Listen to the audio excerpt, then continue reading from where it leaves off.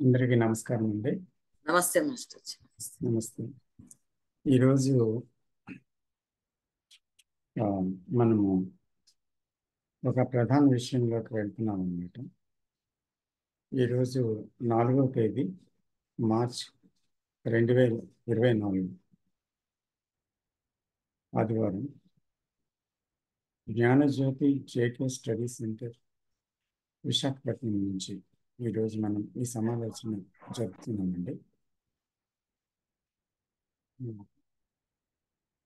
దీనిలో ముఖ్యంగా కొన్ని విషయాలని ఈరోజు చర్చించబోయే విషయం గురించి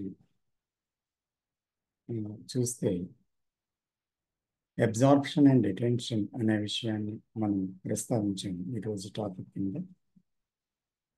అంటే అందులో తెలుగులో అర్థం ఏంటంటే శోషణ, విలీనత, తాదాత్మ్యత అనేవి మాటలు. అవి తెలుగు మాటలు, దానికి తెలుగు పదార్థం, తెలుగు పదార్థం, దాని తెలుగు అనువాదం. మరియు సమగ్ర పరిశీలన అనొచ్చు అని అనుకుంటున్నాను. అటెన్షన్ అంటే అదేంటో చూద్దామండి.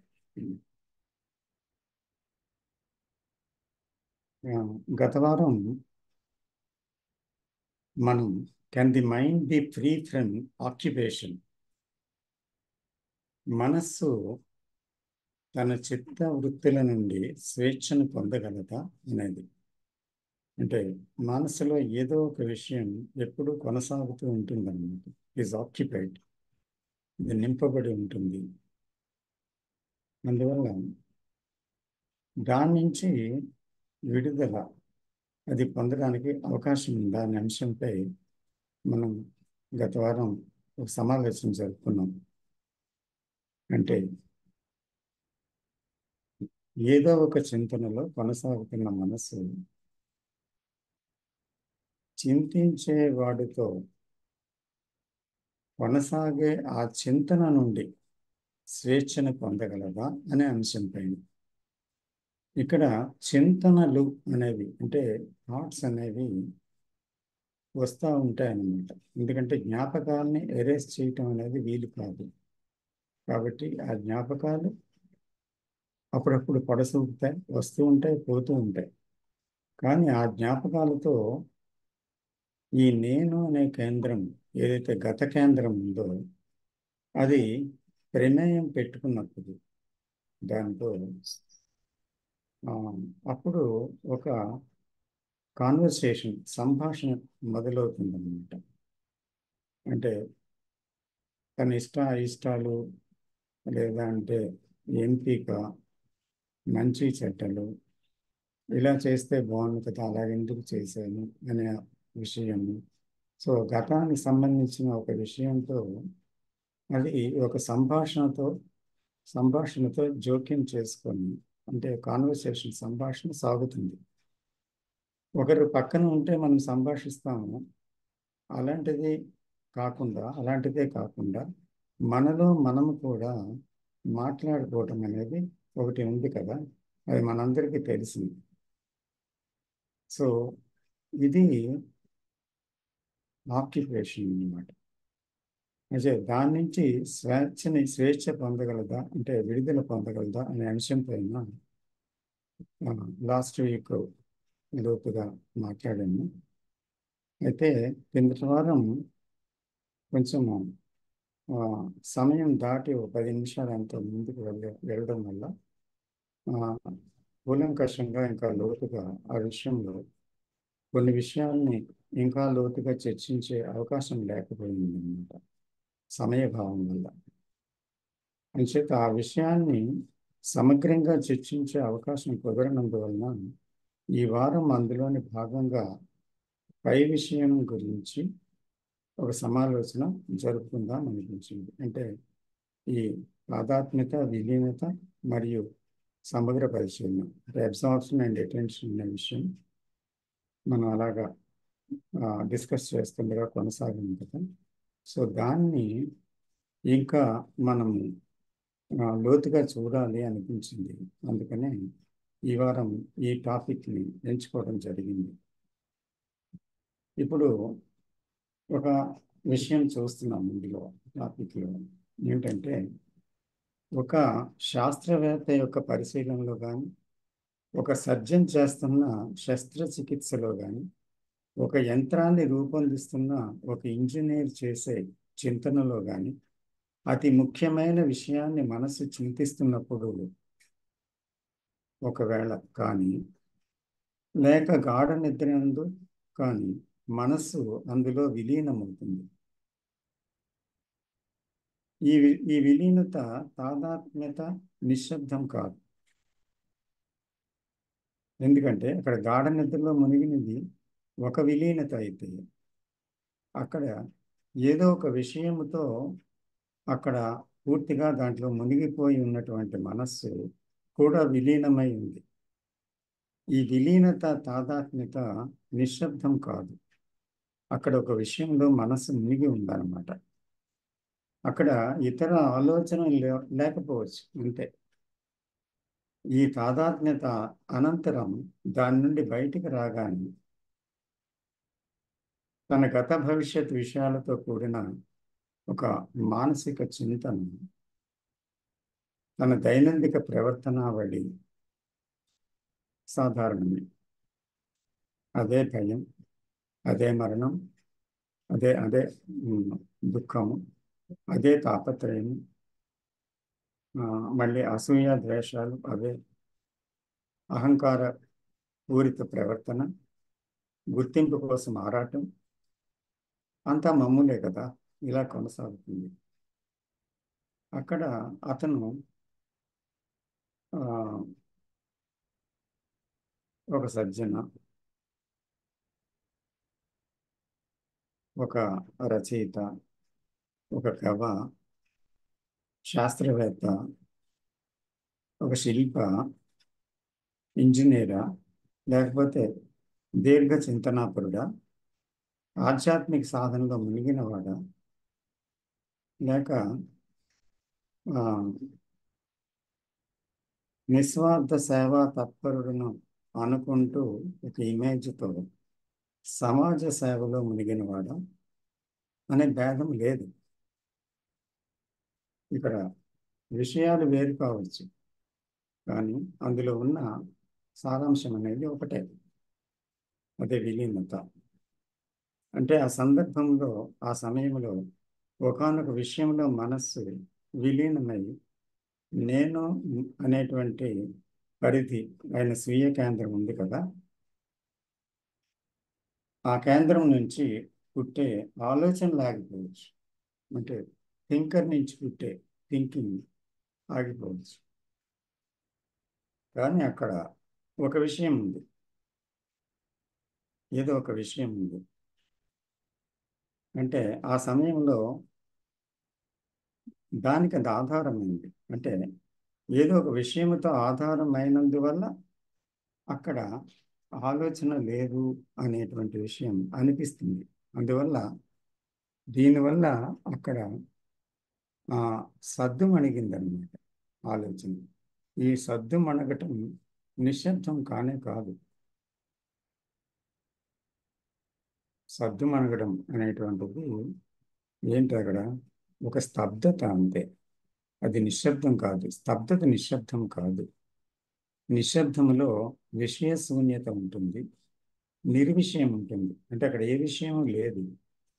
అది గత శూన్యమైన మనస్సు అన్నమాట. అప్పుడు అందుకనే అది విషయ శూన్యం. ఈ నిశ్శబ్దానికి ఒక ఆధారం లేనే లేదు.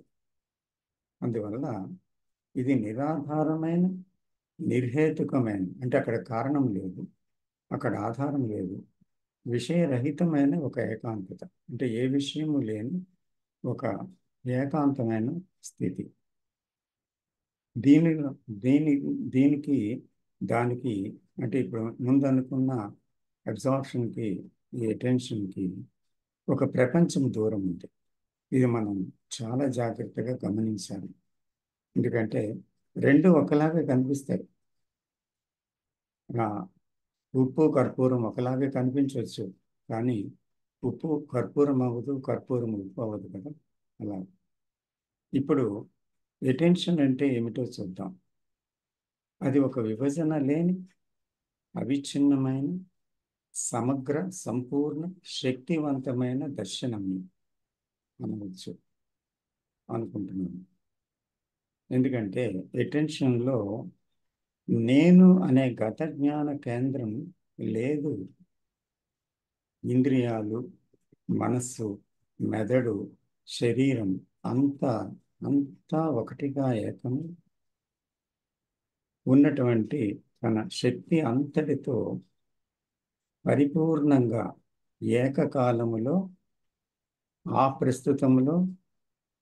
ప్రస్తుతాన్ని గమనించే స్థితి అన్నమాట. అయితే ఈ గమనములో, ఈ దర్శనములో గమనించేవాడు అంటే దర్శించేవాడు అయిన నేను అనే స్వీయ గత కేంద్రం లేదు. ఈ అటెన్షన్లో సున్నితత్వము, ప్రేమ యొక్క స్పందన మాత్రమే ఉంటుంది. ఈ ప్రేమకు నేను, నేను కానిది అనే విభజనే తెలియదు. అక్కడ నేను పూర్తిగా అవగాహన వల్ల అంతరించిన స్థితి. అవగాహన నేను గురించి జరగటం వల్ల అది ఆగిపోయిన స్థితి. చింతించేవాడు లేకపోవడం వల్ల చింతన అక్కడ లేదన్నమాట. చింతన లేనటువంటి పూర్ణ నిశ్శబ్ద స్థితి అది.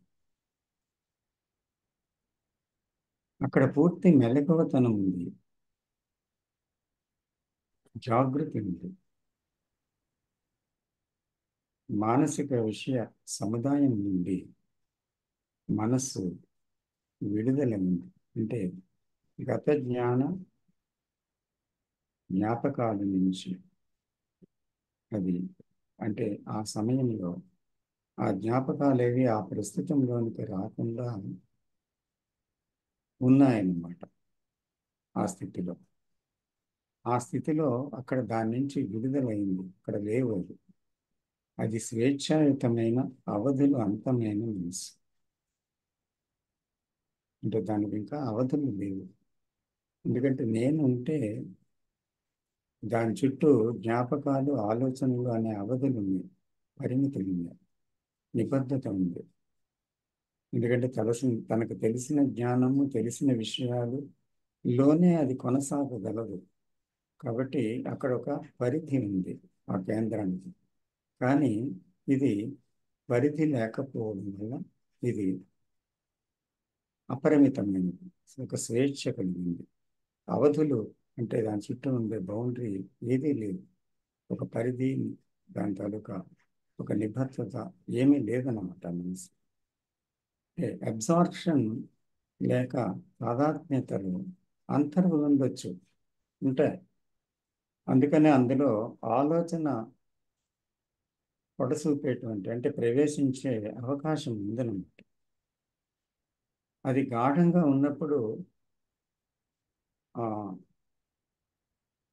ఆలోచన కదలికపై ఎరుక లేకపోవచ్చు. చిన్న స్లైట్గా ఆలోచన వెళ్తున్నా అబ్సార్ప్షన్ డీప్గా ఉన్నప్పుడు దాని మీద అవేర్నెస్ ఉండకపోవచ్చు అనమాట. అంత మాత్రాన అది నిశ్శబ్దం కాదు. అయితే ఒక సంగీతాన్ని వింటున్నప్పుడు, ఒక దృశ్యాన్ని వీక్షిస్తున్నప్పుడు, ఒక గాఢమైన పనిలో నిమగ్నమైనప్పుడు ఒక క్షణకాలం మైమరుపు కలగవచ్చు.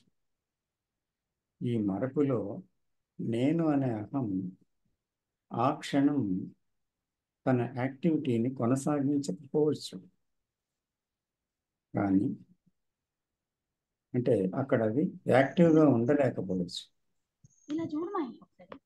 అక్కడ కలిగే ఈ ఆలోచన లేనితనం క్షణికమైనది. మనిషి ఆక్యుపేషన్ ఆగగానే మళ్ళీ తిరిగి ఆలోచన ప్రవేశిస్తుంది. లాంగ్ రౌండ్ వేసేద్దాం.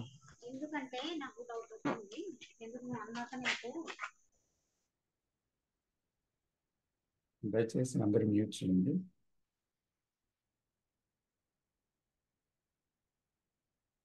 అక్కడ యాక్టివ్గా అది ఉండలేకపోవచ్చు. అక్కడ కలిగే ఈ ఆలోచన లేనితనం లిప్త మాత్రం. మరుక్షణం ఆ ఆక్యుమేషన్ ఆగగానే మళ్ళీ తిరిగి ఆలోచన ప్రవేశిస్తుంది. అంటే ఆ అబ్జార్ప్షన్ అయిపోవాలి. అందుకే ఏదో ఆలోచనలో మునిగి ఒక సర్జన్, మనం తరచుగా పేపర్లో న్యూస్ వింటుంటాం అనమాట. ఒక కత్తెరను లేదా ఒక పనిముట్టును కడుపులో వదిలి ఏం చేస్తాడు? కుట్లు వేస్తాడు. ఆ సంఘటన చాలాసార్లు, ఇలాంటి సంఘటనలు వెలుగు చూసాయి. ఏదో కడుపు నొప్పితో మళ్ళీ సర్జరీ అయిన తర్వాత వస్తే అందులో ఎక్స్రే లేకపోతే స్కానింగ్ చేసి చూస్తే అందులో ఇది కనిపిస్తుంది అన్నమాట. సో అలాగే ఇతర సందర్భాలలో కూడా తనకు తెలియకుండా ఆలోచనలో మునిగిపోవచ్చు. అయితే అతను ఈ విషయాన్ని గుర్తించనందువల్ల అక్కడ ఇతర ఆలోచనలు లేని స్థితి ఏమో, అది ఇతర ఆలోచనలు అక్కడ లేవేమో అనేటువంటి ఒక భావన కలగొచ్చింది. ఇప్పుడు చూద్దాం. ఒక శాస్త్రవేత్త పరిశోధనలో కానీ, ఒక పరిశోధన జరుగుతున్నప్పుడు కానీ, అది ముఖ్య విషయం అనుకుని ఒక వ్యక్తి దాంట్లో మునిగిపోయినప్పుడు కానీ, ఒక వినోదభరిత విషయంలో కానీ మనసు మునిగినప్పుడు అక్కడ ఒక విషయం, ఒక కారణం, ఒక దిశ ఉందన్నమాట. అక్కడ విషయం ఏదో ఉంది, దానికి కారణం ఉంది. అంటే అందులో లీనం అవడం అనేటువంటిది ఒక కారణం అన్నమాట. విషయం కూడా అదే. ఆ తర్వాత అందులో ఒక రకమైన తన్మయత్వం వస్తుంది అనేటువంటి ఒక కారణం కూడా ఉంటుంది. ఒక్కొక్కసారి ఆ కారణంతో, ఆ తన్మయత్వం కోసం దాని మీద ఆధారపడడం ఉంటుంది. ఒక దిశ అంటే డైరెక్షన్ ఉంటుంది దానికి. అంటే దాని వైపు మళ్ళీ మనసు మళ్ళీ అవకాశం ఉంది, లేదా మరో కొత్త విషయంలో ప్రవేశించే అవకాశం ఉంది. అయితే దాన్ని ప్రతిఘటించేవాడు అక్కడ లేడు, ఎందుకంటే అది ఇష్టం కాబట్టి దాంట్లో ఉన్నాడు అన్నమాట. దాంట్లో కొనసాగుతూ ఉన్నాడు. కాబట్టి అక్కడ శక్తికి ఒక డైరెక్షన్ అనేది ఇవ్వబడింది, దిశానిర్దేశం ఇవ్వబడింది అన్నమాట. డైరెక్షన్ ఇచ్చారు. ఎవరు? నేను అనేది తనకి ఇష్టమైన దాంట్లో నిమగ్నం అవ్వడం అనే ఒక డైరెక్షన్ ఉంది. అదే ఇష్టం లేదనుకోండి వచ్చింది, అప్పుడు ఒక రెసిస్టెన్స్ వస్తుంది. అంటే దాన్ని ప్రతిఘటించటం అనేది వస్తుంది అన్నమాట. కానీ అటెన్షన్లో ఆ శక్తి అవిచ్ఛిన్నంగా ఉంది. అంటే ఎక్కడ ఫ్రాగ్మెంటేషన్ లేదు ఆ ఎనర్జీకి. సో దాన్ని దిశానిర్దేశం అంటే ఒక డైరెక్షన్ ఇస్తే, ఒక దిక్కుగా స్వీయ కేంద్రమైన నేను అనే కేంద్రం, సెల్ఫ్ లేదు కనుక అలాగే ఇచ్చే నేను లేదు. ఒక డైరెక్షన్ ఇస్తే కాదు, ఇచ్చే స్వీయ కేంద్రం లేదు కనుక అక్కడ శక్తి అపారమైనటువంటి, ఆ శక్తికి అపారమైన స్వేచ్ఛ ఉంది. అది స్వేచ్ఛగా ఉంది. ఈ స్వేచ్ఛలో ప్రజ్ఞ ఉంది, ప్రేమ ఉంది, కరుణ ఉంది. అప్పుడు వచ్చిన చర్య ఒక రియాక్షన్ కాదు, ఒక యాక్షన్, ఒక స్పందన. అది ఒక ప్రతిస్పందన కాదన్నమాట. అది గతం నుంచి వచ్చింది కాదు, అందుకే అది సరికొత్తది. నిశ్శబ్దంలో జరిగే ఈ కదలిక స్వయం చాలకమైనది. అంటే దాని మట్టుకు అదే కదులుతూ ఉందన్నమాట. దాన్ని కదిలించేవాడు, దానికి ఒక కారణం, దానికి ఒక దిక్కు అంటూ లేదు. అది తన మట్టుకు తానే స్వతంత్రంగా కలిగే ఒక శక్తి, అంటే కదిలే శక్తి, స్వయం చాలకం.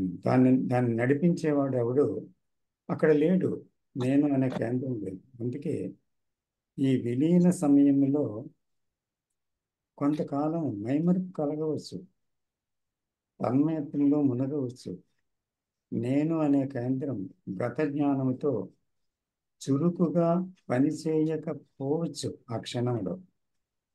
అలా పనిచేయకపోవడం వల్ల ఆలోచన, ఆలోచించే వాడి యొక్క విభజన లేకపోవడం వల్ల అక్కడ సంఘర్షణ అక్కడ లేదు. అప్పుడు మనసులో లేకపోవచ్చు, కూడా ఉండదు. కానీ ఈ స్థితిని అటెన్షన్ అనలేము. ఎందుకంటే అటెన్షన్లో నేను అనే కేంద్రమే లేదు. అది అవిభాజ్యమైన ఒక స్థితి. అంటే అది సంపూర్ణము, మళ్ళీ మొత్తము, మళ్ళీ అది ఒక రకమైన విభజన లేని ఒక స్థితి అన్నమాట. అంటే పూర్తిగా అది పూర్ణమైనది. అందుకని అది అంత పూర్ణత ఎక్కడి నుంచి వచ్చింది అంటే, నేను లేనటువంటి ఆ స్థితి అక్కడ నేను అనేది పని చేయకపోవడం వల్ల, దానికి పని చేయకపోవడానికి అక్కడ కారణము కూడా ఏది లేదు. అక్కడ ఇష్టము లేదు, అక్కడ ఇష్టము లేదు. అంచేత నేను యొక్క ప్రమేయమే లేకుండా ఆ నేను ఆగిపోవడం వల్ల ఆ అంటే ఆ రకమైన డైలాగ్ కానీ, లేకపోతే ఒక ధ్వని కానీ, ఇష్టాయిష్టాలు కానీ, ద్వంద్వాలు కానీ ఏమీ లేకపోవడం వల్ల గత జ్ఞానమే అక్కడ ఆ క్షణంలో పూర్తిగా అదృశ్యమైంది. కనుక విలీనమై అదృశ్యం అవడం కాదు, కానీ నేను లేకపోవడం వల్ల ఆ క్షణము అంటే పూర్తిగా శరీరము, మనస్సు, ఇంద్రియాలు, బుద్ధి, హృదయం, తర్వాత అంతా మొత్తంగా కలిసి పూర్ణ శక్తితో ఒకే కేంద్రంలో, అంటే కేంద్రము లేని స్థితిలో పరిపూర్ణంగా ఉన్నటువంటి ఒక ఆ స్థితిలో అక్కడ నేను ఉండే అవకాశం లేదన్నమాట. విభజనలోనే ఆ అవకాశం ఉంది. కాబట్టి విభజన లేని స్థితి అది. కానీ ఆ విభజన లేని స్థితికి, విలీనమైన స్థితికి ప్రపంచాలు దూరం ఉంటాయి. కాబట్టి దీన్ని మనం కూడా దీన్ని పూర్తిగా చూడాలి అండర్స్టాండింగ్లో అని నేను అనుకుంటున్నాను. సో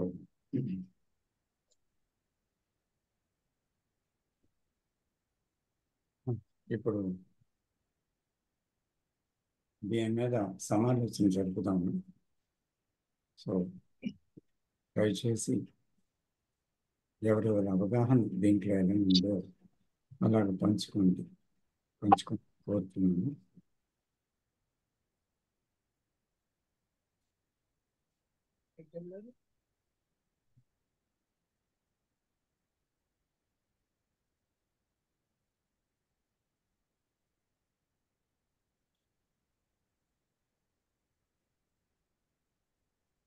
నమస్కారం. నమస్తే అండి. నమస్తే. రెండు కట్టేయండి.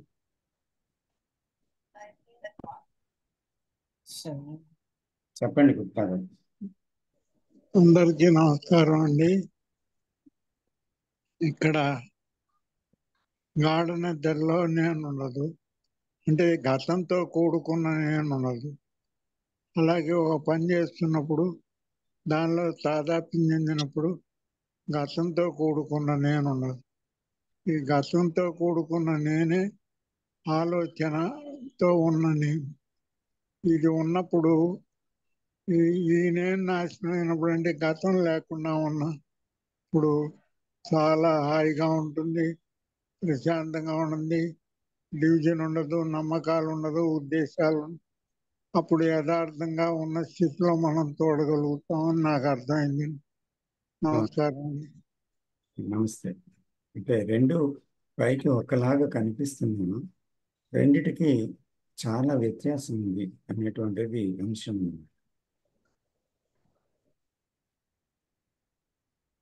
Thank you.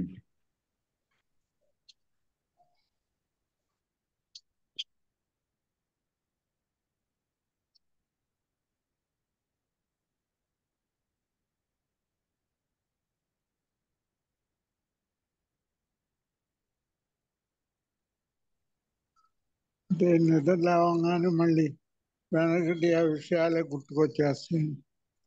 అది గతంతో కూడుకున్న నేను మళ్ళీ లేస్తాడు. అవును. గతం అనేది పూర్తిగా లేని నేను రావాలి. అంటే ఆ కేంద్రం పోవాలి. ఆ కేంద్రం పోవాలంటే గతం ఉండకూడదు. అంటే ఎప్పుడప్పుడు మర్చిపోవాలి, జ్ఞాపకం ఉండకూడదు అని నా ఉద్దేశం. అంటే క్యారీ ఓవర్ అవ్వకూడదు. కొంతకాలం అంటే కొన్ని క్షణాల క్రితం జరిగింది కొనసాగకూడదు, అక్కడితో అది ఆగిపోవాలి అంతే. అవునండి, అప్పుడు మాత్రమే మనం ప్రస్తుతంలో ఉండగలం. అవునండి, బాగా చెప్పారు వాళ్ళు, చాలా బాగుంది. టీచింగ్ గొప్పది అంతే. ఉంటానండి, నమస్కారం. నమస్తే అండి, నమస్తే.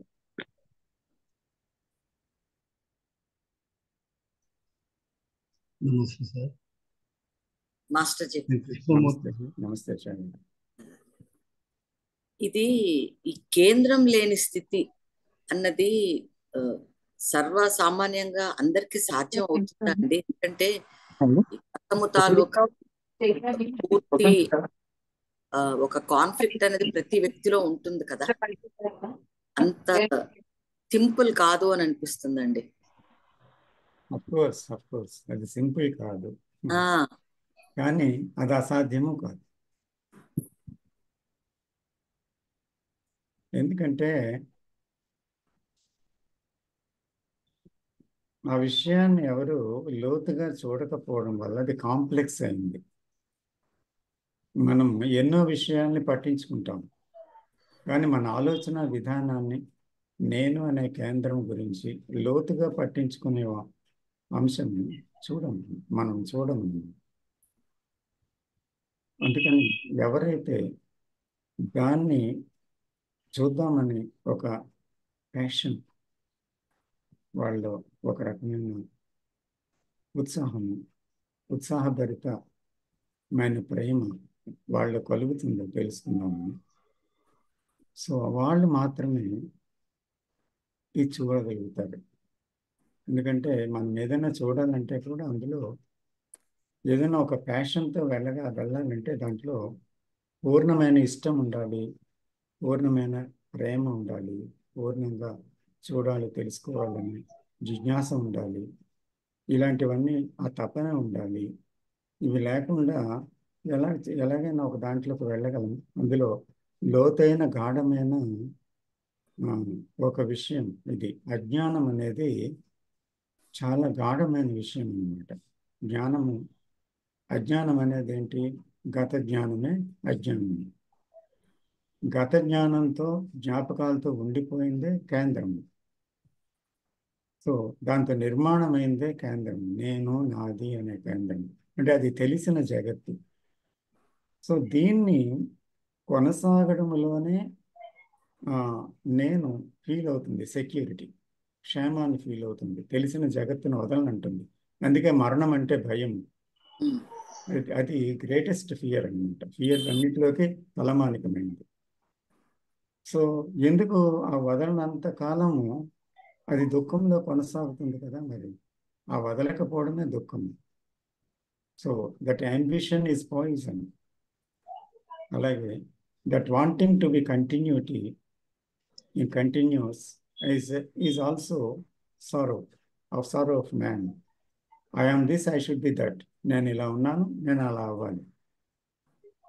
ఇదే అన్నమాట ప్రతి ఒక్కరికి.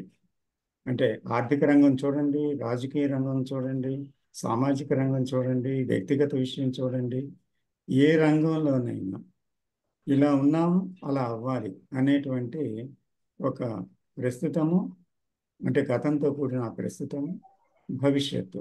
గతం నుంచి నిర్మబడి అలాగే ఒక సుగుణం, ఒక దుర్గుణంలో ఉన్నాను, ఒక సుగుణంలో రావాలి.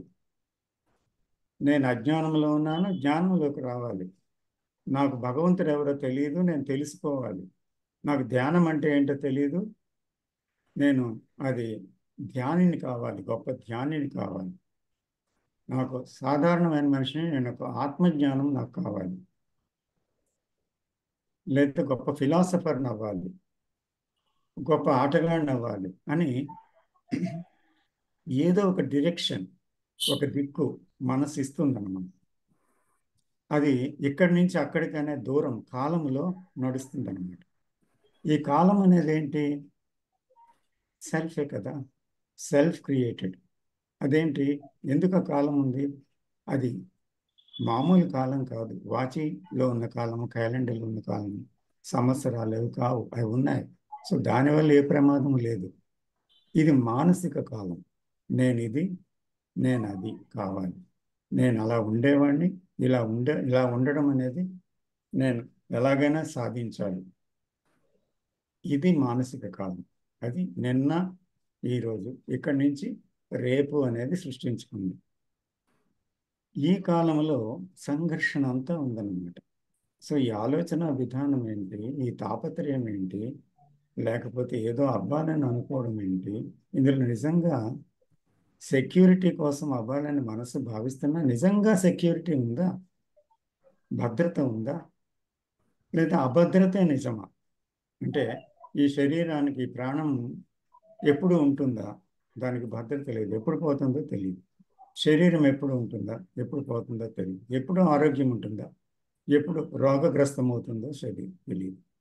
నా భార్య ఎప్పుడు ఉంటుందా, నా భర్త ఎప్పుడు ఉంటారా, నా బంధువులు ఎప్పుడు నాతో ఉంటారా, లేదంటే నా ఆస్తిపాస్తులు, డబ్బు, నేను కళ్ళకంటున్నా అనేక విషయాలు నాతో ఉంటాయా? సో ఇదేంటి, అస్థిరమైన, అది పూర్తిగా నాశనం అయ్యేది ఎప్పటికైనా. అందులో అభద్రత ఉంది. జీవితాన్ని చూస్తే ఎక్కడ పడితే అక్కడ అభద్రత ఉంది.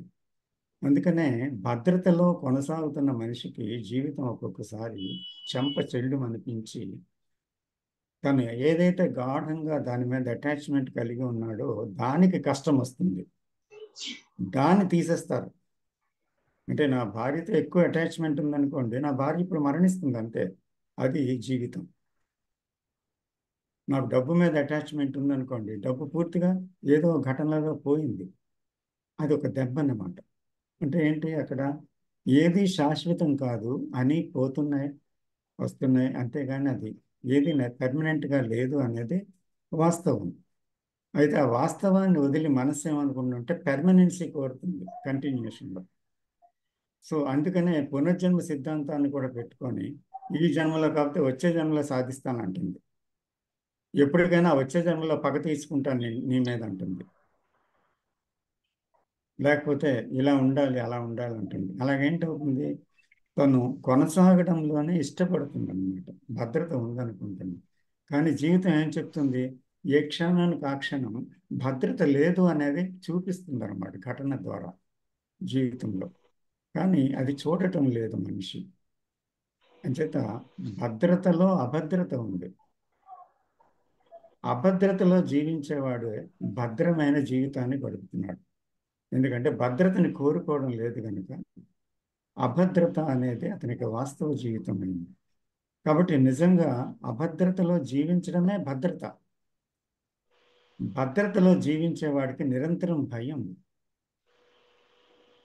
దుఃఖం, కాపాడుకోవడం, ప్రయత్నం, ఇలాగా ఎన్నో సంఘర్షణలు ఆయన ప్రయత్నాలతో ఇమిడి కొనసాగుతున్నాడు కదా. కాబట్టి ఇక్కడ దీన్ని చూడటం మనిషికి కష్టం, అంటే నేనుకి కష్టం. ఆ నేను పెర్మనెంట్గా ఉండాలి అనుకోవడమే అసలు మూల అజ్ఞానం. దాన్ని మనం ఎక్కడికక్కడ జీవితంలో పరిశీలించినట్లయితే అప్పుడు దాని నుంచి విడుదల సంభవిస్తే వచ్చేటువంటి ఒక మహదానందం, తర్వాత వచ్చే నిర్విషయమైన ఒక నిశ్శబ్దం, తర్వాత ఏదీ లేకపోవడం వల్ల, నో థింగ్ అంటే నథింగ్, ఏదీ లేకపోవడం వల్ల మనస్సులో, అప్పుడు ఆ మనస్సు ఏమైంది, ఒంటరితనంలో లేదు, అదేమైంది, ఇట్ ఈస్ ఎవ్రీథింగ్. అప్పుడు ఏదైనా ఒక విషయాన్ని పట్టుకుంటే ఆ థింగ్తో ఉంది, ఆ విషయం వదిలేస్తే అన్నిటితో ఉంది. So it is everything. So ఆ ఎవ్రీథింగ్ అనే దాంట్లో క్షేమం ఉంది. కొంచెం నథింగ్నెస్ అనే దాంట్లోకి రావడానికి మనసుకి ఇష్టం ఉండదు అనమాట. It want recognition, it want to continuation, it want to live in the known. So అందుకని అన్నోన్ అంటే భయం అనమాట. భగవంతుడు కావాలి, భగవంతుడు కావాలి అని ఒక మనిషి అంటాడు. నిజంగా గుడికి వెళ్తే ఏమంటాడు, ఏమడుగుతాడు, భగవంతుడు కాదు అక్కడ కావాల్సింది. అక్కడ ఏమడుగుతుంది? తెలిసిన ప్రపంచంలో కొనసాగే కోరికలను అడుగుతున్నాడు. అక్కడ భద్రతను అడుగుతున్నాడు. కానీ ఎవరు అక్కడికి వెళ్ళి అభద్రతను అడుగుతున్నారా? ఏమో అడుగుతుంది. పైకి అంటాం, ఏమంటామంటే ఆ, ఏదీ లేదు, ఏమీ కాదు, అంతా నువ్వే, సర్వము నువ్వే, నడిపిస్తున్నది నువ్వే, అంతా నువ్వే. కాబట్టి మీరే నన్ను నడిపించాలి, మీరు తప్ప నా వల్ల కాదు అని చెప్తుంటాం బయటికి, ఒక శరణాగతి ఇచ్చినట్టు. కానీ ఎవరైనా సరే ఆ స్థితిలో ఉన్నారా? మాట వరుసకి మా మాట కానీ అని చెప్పి ఏదైనా ఒకటి వచ్చేటప్పుడు దేవుణ్ణి మొక్కుకొని వచ్చేసి మళ్ళీ మన పనిలో మనం ఉంటాం. అంటే మొక్కుబడి అంతా దేనికి? సెక్యూరిటీ కోసం. కానీ ఇన్సెక్యూరిటీ వస్తుంది కదా. ఆ ఇన్సెక్యూరిటీ మనసు పోతే ఇన్సెక్యూరిటీ, మనసు పోతే సెక్యూరిటీ ఉంది. కానీ ఇన్సెక్యూరిటీ మనస్సు ఉన్నంతకాలం అభద్రత ఉంది కదా. అది ఎలా పోతుంది అంటే మనసు గురించి తెలిస్తేనే పోతుంది కదా, అర్థం చేసుకుంటే. అంచేదే ఇది కష్టమైన పనిగా మనసుకు తోస్తుంది. ఇది అసాధ్యమైన పనిగా మనసు ఒక తీర్మానానికి వచ్చేసి దాన్ని వదిలేసి ఎందుకు ఇదంతా గోల, ఈ ఆలోచన అంతా తలనొప్పి, అందుకని మనకు తెలిసిన జీవితంలో వెళ్ళిపోదాంలే అని కొన్ని విషయాలు విన్నా, చదివి మళ్ళీ తిరిగి వెనక్కే తిరిగి రైట్ అబౌట్ అని చేస్తుంది అన్నమాట. అది జరిగేది.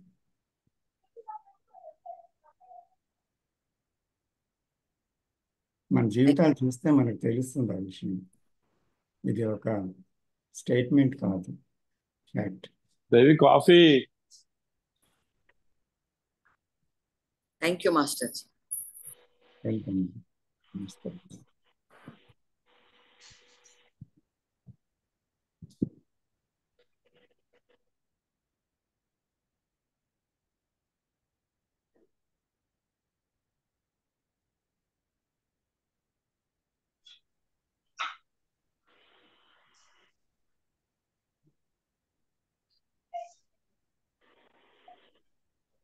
తినేద్దాం, పెట్టేసే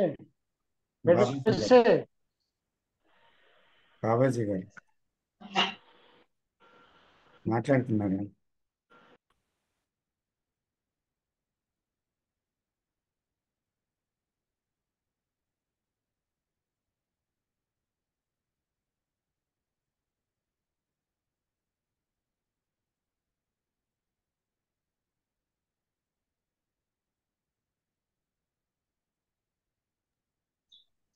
నమస్తే సార్. నమస్తే కృష్ణమూర్తి గారు. కృష్ణమూర్తి సార్. చెప్పండి సార్, నిశ్శబ్దమైన సుఖాన్ని పొందాలంటే నాలో మెట్లేమైనా ఉందా సార్? ఒకటో క్లాసు, ఒకటో క్లాసు, రెండో క్లాసు, మూడో క్లాసు అని. ఏమంటారు? నిశ్శబ్ద స్థితిని పొందాలంటే, నిశ్శబ్దమైన సుఖాన్ని నాలో పొందాలంటే మెట్లు, ఒక మెట్టు, రెండు మెట్లు, మూడు మెట్లు అట్లా మెట్ల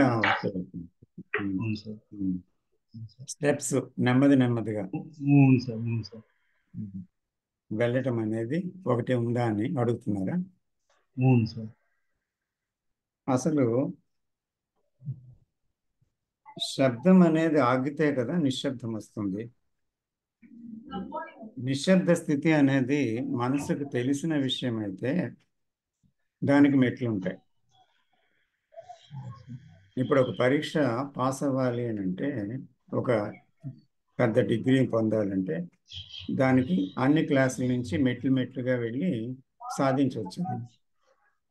అలాగే లౌకిక విషయాలు కూడా మెట్లు మెట్లుగా వెళ్ళి సాధించవచ్చు. మనసు దీనికి అలవాటు పడింది కదా, ఈ మెట్లు మెట్లుగా వెళ్ళడం. అంటే క్రమక్రమంగా ఒక విషయాన్ని సాధించే విషయం అని పెట్టుకుంది, ఇప్పుడున్న స్థితి నుంచి సాధించే విషయం అని. కాబట్టి ఆ సాధించే విషయం వైపు అది కాలంలో, మానసిక కాలంలో ఒక ప్రయాణం మొదలుపెట్టి నెమ్మదిగా నెమ్మదిగా వెళ్దామని ఒక కాలాన్ని పెట్టుకుందనమాట. కానీ ఈ కాలంలో సాధ్యమవుతుందా అయితే నిశ్శబ్దం అనేది ఒక ఆ, ఆదర్శమా, లేకపోతే అది ఏంటి, మనసుకు తెలుసా, అది కేవలం ఒక మాటగా వింటున్నామా? మనసుకు తెలిసిన నిశ్శబ్దం అయితే రెండు ఆలోచనలు మధ్య నుండే కాలంలో కూడా నిశ్శబ్దం ఉంది.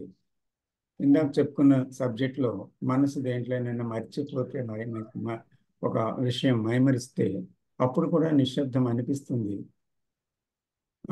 లేదా ఏదో ఒక వ్యసనములో, త్రాగుడు లాంటి వ్యసనములో, లేకపోతే మత్తు మందు తీసుకుంటే మనసు విషయాన్ని ఒక విషయాన్ని మరుస్తాము కానీ క్షణకాలం.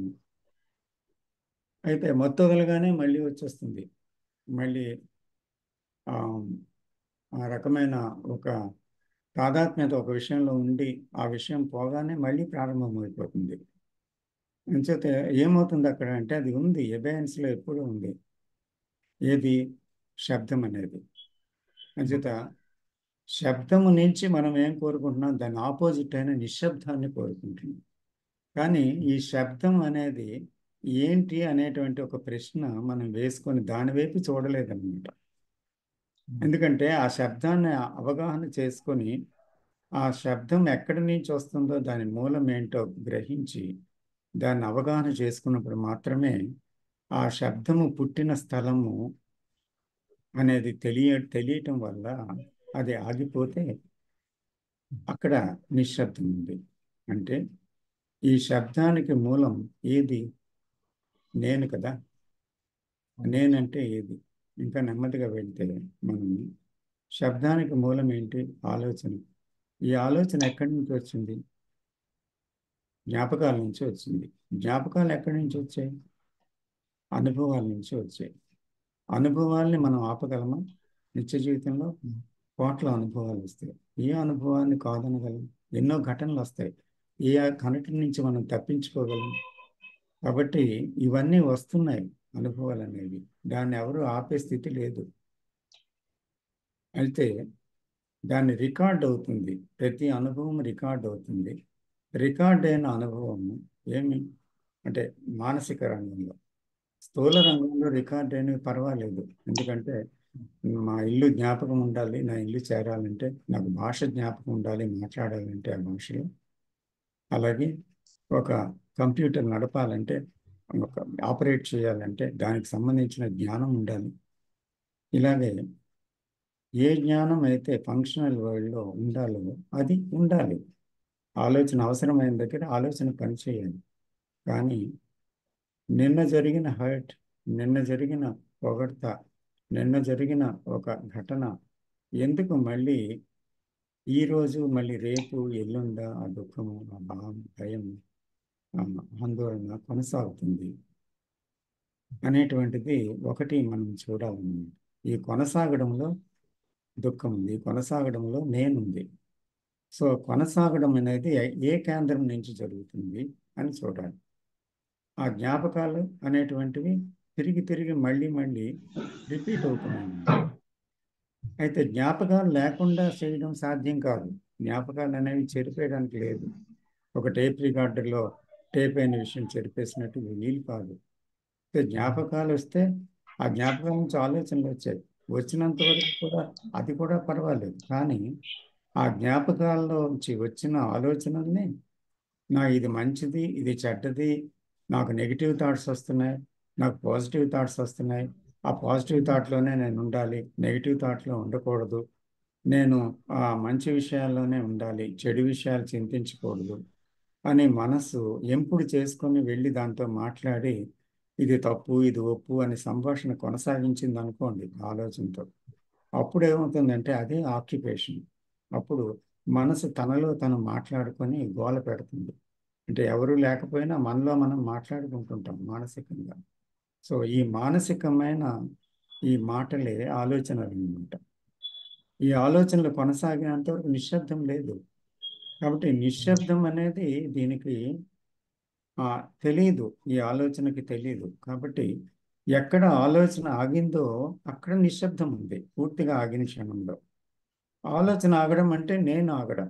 కాబట్టి నేననే కేంద్రం ఏర్పడి ఆ కేంద్రం నుంచి పుట్టే ప్రకంపనలు చలనాలు ఏవైతే ఉన్నాయో అవే సంభాషణల కింద, అవే మాట కింద, అదే జ్ఞాపకాల్లో వచ్చినటువంటి ఒక భావాల కింద, ఉద్వేగాల కింద ఇవి వస్తున్నాయన్నమాట. సో వీటిని మనం పరిశీలించాలి. ఏం జరుగుతుంది మనసులో అని. ఏం జరగాలి అనేది కాదు, ఏం జరగబోయేది కాదు, ఏం జరుగుతుంది అనేది కాదు. ఎందుకంటే అప్పుడు అది ఆదర్శం అవుతుంది. ఆదర్శం ఎప్పుడు వాస్తవం కాదు. ఎందుకంటే మనస్సు అశాంతిగా ఉన్నప్పుడు శాంతం కావాలంటుంది.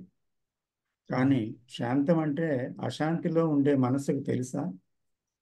లేక అశాంతి పోతేనే శాంతము, శాంతం తెలియబడుతుందా? కాబట్టి శాంతము అనేది కేవలం ఏదో పుస్తకాల్లో ఉన్న మాట కాదు, లేదా ఒక వివరణ కాదు, ఒక వర్ణన కాదు. అదేంటి? అశాంతి అనే దాన్ని, అది వాస్తవం, అది ఉండేటువంటి మనకి వాస్తవం. దాన్ని మనం చూడగలిగితే, ఆ వాస్తవాన్ని చూడగలిగితే, దాంతో ఉండడం అంటే అర్థం ఏంటి? నాకు శాంతం కావాలి అని మార్పు కోసం ప్రయత్నించడము కాదు, దాన్ని అశాంతిని నిలదొక్కుని దాన్ని ప్రతిఘటించి అది రాకుండా ఉండడానికి చేసే ప్రయత్నము కాదు, లేదా దాంట్లో కొట్టుకుపోవడము కాదు.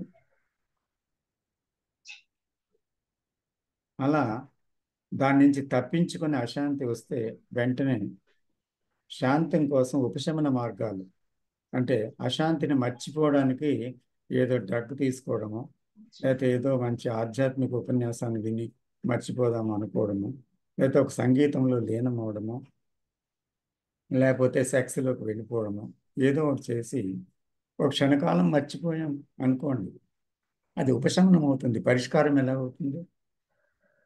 సో మర్చిపోవడం అనేది అదే ఇందాక మనం మాట్లాడుకుంది అబ్జార్ప్షన్. మరుపు అనేది, విలీనమవటం అనేది ఏంటి అసలు? యాక్చువల్గా అది కొంతకాలం పాటు అబేయన్స్లో ఉందంతే ఆ క్షణం, కానీ ఆ గోల అక్కడే ఉంది. అంటే ఆ శబ్దం రాకుండా అక్కడ అది కప్పబడింది అంతే. సో వెంటనే ఆక్యుపేషన్ తీసి కానీ, అంటే అబ్జార్ప్షన్ అనేది ఏ విషయం ఉందో ఆ విషయాన్ని, ఏ విషయం చేత అది మైమరుపు కలిగిస్తుందో దాన్ని తీసేయగానే మళ్ళీ అది అక్కడే ఉందని మనకు తెలుస్తుంది.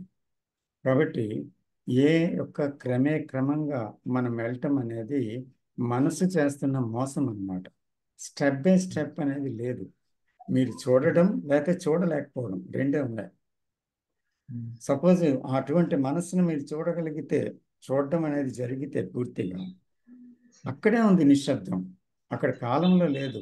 ఒక సంవత్సరం తర్వాత, 2 సంవత్సరాల తర్వాత, 3 సంవత్సరాల తర్వాత అనేది లేదు అక్కడ, లేదా నెమ్మది నెమ్మదిగా లేదు. ఇది మనసు చేస్తున్న ట్రిక్ అది. ఎందుకంటే దాని కాలంలో సంచరించడమే తెలుసు కనుక అది అలాగే ఆలోచిస్తుంది. కాబట్టి ఇక్కడ ఆ క్షణమే, తక్షణమే జరిగే చూపు అది. కాబట్టి సీయింగ్ ఈజ్ యాక్టింగ్ అనమాట. అక్కడ చూడటమే చర్య అన్నమాట. చూడటమే చర్య. కానీ చూడటము, ఆ తర్వాత ఇది అవునా కాదా అని తర్జన భర్జన చేయడం, దానికోసం విశ్లేషణ చేయడం, ఆ విశ్లేషణతో అర్థం చేసుకోవడం, అర్థం చేసుకొని దాని వైపు వెళ్ళడం, అది పూర్తిగా మోసం అన్నమాట. ఎందుకంటే విశ్లేషణ ఎక్కడి నుంచి చేస్తుంది? తనకు తెలిసిన మనసు నుంచి. లాజిక్ ఎక్కడ ఉపయోగిస్తుంది? తనకు తెలిసిన మనసు నుంచి. కాబట్టి దీర్ఘాలోచన ఎక్కడి నుంచి వస్తుంది? తెలిసిన మనసు నుంచి. కాబట్టి ఒక నిశ్శబ్దములో నుంచి అది మొదటే చూడగలిగితే అది శబ్దం నిశ్శబ్దంగా మారుతుంది. నిశ్శబ్దం అనేది at the beginning and also అంటే ఆ నిశ్శబ్దం అనేది ఏంటి యాక్చువల్గా ఏంటి? అక్కడ ఒక అటెన్షన్ అని కృష్ణమూర్తి ఒక పదం వాడారు. అంటే అక్కడ నేను లేని చూపు. నేను లేని చూపు అంటే ఏంటి? అక్కడ అవును కాదు అని 2 విధాలుగా ఆలోచించే నేను లేడు అక్కడ. ఇది మంచిది, ఇది చెడ్డది ఆలోచించే లేడు. నేను లేదు అక్కడ. నేను ఇలా మారాలి, ఇది తప్పు, అలా రైటు, అలాగ వెళ్ళాలి, అది పొందాలి అనుకునే నేను లేడు. అంచేత ఇక్కడ ఏదైతే ఎంపిక చేస్తుందో, ఏదైతే వద్దు కావాలి అంటుందో, ఏదైతే విభజన చేస్తుందో ఆ నేను అనే ఆలోచించేవాడు అక్కడ లేడు, ఆలోచించేవాడు అక్కడ లేడు. లేకపోవడం వల్ల ఆ ఆలోచన కొనసాగే అవకాశం లేదు. కాబట్టి అక్కడ ఆలోచించేవాడే ఆలోచన అయిపోయినప్పుడు మీరే అది, మీరేదో అవ్వాలని కాదు, మీరే అదైనప్పుడు, ఆలోచించేవాడే ఆలోచన అయినప్పుడు అక్కడ ఒక్కటే ఉంది. కాబట్టి ఆ ఒక్కటే ఒకదానితో, ఆ ఒక్కటితో సంఘర్షణ పడదనమాట. అలాంటప్పుడు ఏమైంది? అక్కడ నిశ్శబ్దమే ఉంది కదా. అంచేత ఆ దర్శనమే నిశ్శబ్దం అన్నమాట. దానికి సమయం లేదు, నమస్తే సార్. నమస్తే సార్. నమస్తే స్టెప్స్ లేవు. సార్. నమస్తే సార్.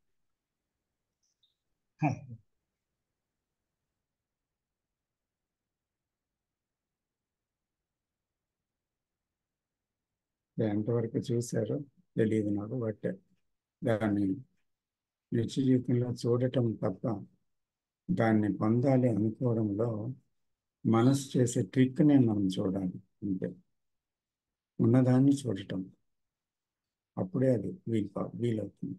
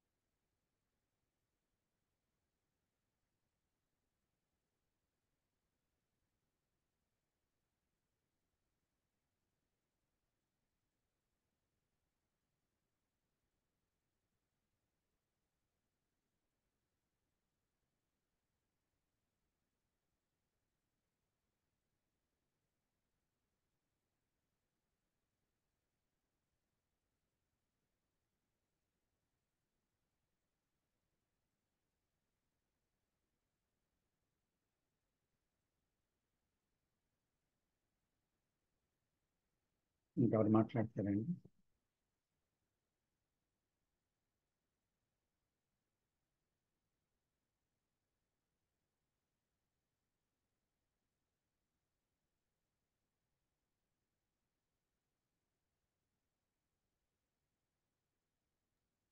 నమస్తే మాస్టారు.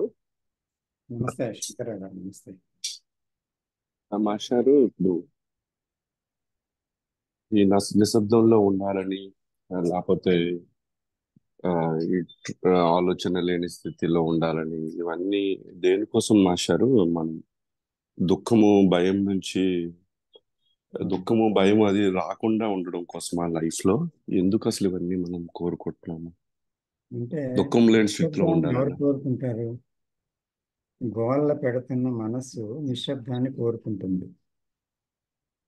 అంటే లోపల గందరగోళం ఉంటే క్లారిటీ అనేటువంటిది కోరుకుంటుంది. గందరగోళం, శబ్దం దేన్ని కోరుకుంటుంది? నిశ్శబ్దాన్ని కోరుతుంది. అస్పష్టత స్పష్టతని కోరుతుంది. అలాగే జీవితాన్ని ప్రయోజనం ఏంటి అని అడిగేది ఒక అప్రయోజనకరమైన జీవితం జీవిస్తే జీవితం యొక్క ప్రయోజనం ఏంటి అని మనసు అడుగుతుంది. కాబట్టి అక్కడ అటువంటి మనసులో ఈ ఒక ఆపోజిట్ క్రియేట్ అయ్యి అసలు ఆ నిశ్శబ్దం అనేది క్రియేట్ చేస్తుంది అనమాట. యాక్చువల్గా దానికి తెలియదు అది ఆ నిశ్శబ్దం అంటే. కానీ ఆ నిశ్శబ్దం అనేటువంటి ఒక దాన్ని పెట్టుకొని దాన్ని సాధిస్తే ఈ శబ్దం పోతుంది కదా అని ఒక ఆపోజిట్ని క్రియేట్ చేసుకుంటుంది. అందుకే ఈ సుగుణాలన్నీ ఆదర్శాలుగా మారిపోయాయి. సుగుణం ఇలా ఉండాలి, వినయంగా ఉండాలి, ప్రేమగా ఉండాలి, ద్వేషం లేకుండా ఉండాలి. ఇలాగా అంటే అక్కడ ఆ, అక్కడ ఏది ఒక సమన్వయ ఒక సమతుల్యమైన స్థితి ఉండాలి అని ఇది ఒక భావనలో ఒక ఆదర్శంలో అహింసతో ఉండాలి ఇలా పెట్టుకుంటుంది. అంచేత ఈ హింసాత్మకమైన మనస్సు అహింస అనేటువంటి ఒక దాన్ని, అలాగే ఈ ప్రతిదీ కూడా ఒక ఆపోజిట్ని క్రియేట్ చేసుకొని ఆపోజిట్లో ఆపోజిట్ పొందాలని చూస్తుంది. కాబట్టి ఉన్నదాన్ని చూడనివ్వకుండా చేసేది ఈ ఆదర్శం. అంటే కాలం, భవిష్యత్తు, అంటే అది పొందాలి, ఇది చేయాలి, ఇలా కావాలి అని అది చూస్తూ ఉండడం వల్ల సమగ్రంగా సంపూర్ణంగా ఉన్నదేంటో అది దర్శించలేకపోతుంది అనమాట. అక్కడ ఉన్నది పోతే అక్కడ ఆ ఆ సుగుణం అనేది అక్కడ ఉంది. శబ్దం పోతే ఉన్నది నిశ్శబ్దమే కదా. కాబట్టి ఆ ఉన్నదాన్ని చూడకుండా నాకు నిశ్శబ్దం కావాలి, నిశ్శబ్దం కావాలని ఎన్నో సాధనలు చేస్తే ఆ సాధనలన్నీ ఏమవుతాయంటే ఒక స్టెప్స్ లాగా ఇందాక మాట్లాడినట్టు ఒక్కొక్క స్టెప్లో వెళ్ళటం, మళ్ళీ పడిపోవడం, మళ్ళీ లౌకిక జీవితంలో పడిపోవడం ఇలాగ అవుతుంది. ఎందుకంటే మనస్సు తనలో చేస్తున్న ఒక గోలని, నేను అనేది చేస్తున్న గోల మూలాన్ని ఎవరైతే ఆ మూలంలోకి వెళ్ళలేకపోతారో ఆ అహం అనే మూలాన్ని, నేను అనే జ్ఞానంతో గత జ్ఞానంతో కూడుకున్న మూలంలోకి ఇదంతా ఈ గందరగోళం అంతా సృష్టిస్తున్న మూలంలోకి వెళ్ళలేకపోతే నిజంగా నిశ్శబ్దం తెలియదు కదా. సో కాబట్టి అర్థం చేసుకోవాల్సింది సత్యాన్ని కాదు, అసత్యాన్ని. కాబట్టి అసత్యంగా చూడాలి. సారీ టు డిస్టర్బ్ యూ మాస్టారు. చెప్పండి. ఇప్పుడు ఈ దుఃఖం ఉండకూడదని, ఆ, ఈ భయం ఉండకూడదని నేను వీటి వెనకాల పరిగెడుతున్నాను అనుకుందాం. ఏంటి ఈ టీచింగ్ వెనకాల ఇది అది. ఆ, ఇప్పుడు ఈ దుఃఖం అనేది అబద్ధం, ఈ భయం అనేది అబద్ధం, ఇదంతా పాస్ట్ నాలెడ్జ్ నుంచి వచ్చింది అని, ఇదంతా ఫాల్స్ అని టీచింగ్ ఎందుకు మనకి దొరకటం లేదు? ఎందుకు అలా ఆ రూట్లో ఎందుకు చెప్పట్లేదు? నీకు వచ్చిన భయం అంతా అబద్ధం, అంతా ప్రతిదీ ఫాల్స్ అని ఎందుకు మనం ఆ రూట్ లో ఎందుకు రావట్లేదు? అది నేను ఫాల్స్ అని చూస్తే అది ఫాల్స్గా తెలిసిపోతుంది, నాకు చెప్పక్కర్లేదు. కానీ అలాగా డైరెక్ట్గా నేను దాన్ని చూడలేకపోతున్నాను కదా, అందుకనే ఇలా జరిగింది. చూడగలిగితే ఏం లేదు అప్పుడు.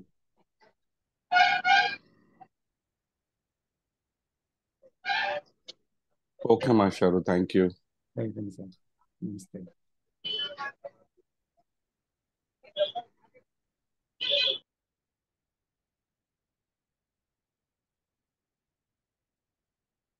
అందరూ దయచేసి మ్యూట్లో ఉండండి.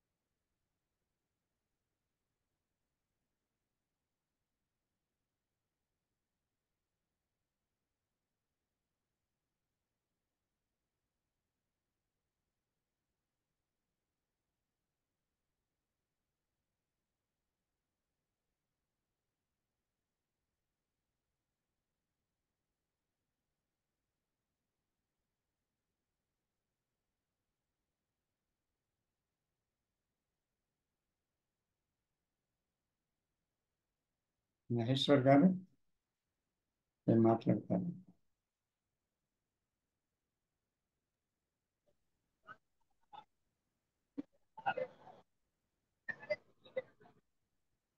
శివ గారు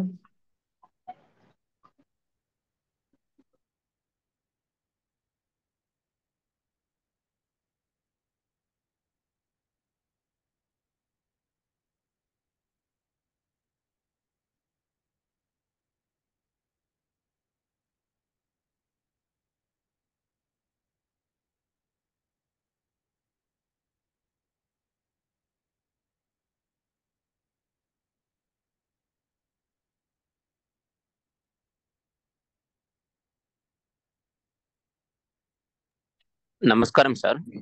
నమస్తే శివ గారు. ఇక్కడ నిశ్శబ్దంలో మనకు సత్యము ఉంటుంది, అసత్యము రాలిపోతుంది అనుకుంటాం కదా సార్, అంటాం కదా. అంటే సత్యమే ఉంటది, ఆ తేడా ఎలా తెలుస్తుంది సార్? నిశ్శబ్దమే సత్యం, నిశ్శబ్దంలో సత్యం ఉండడం కాదు.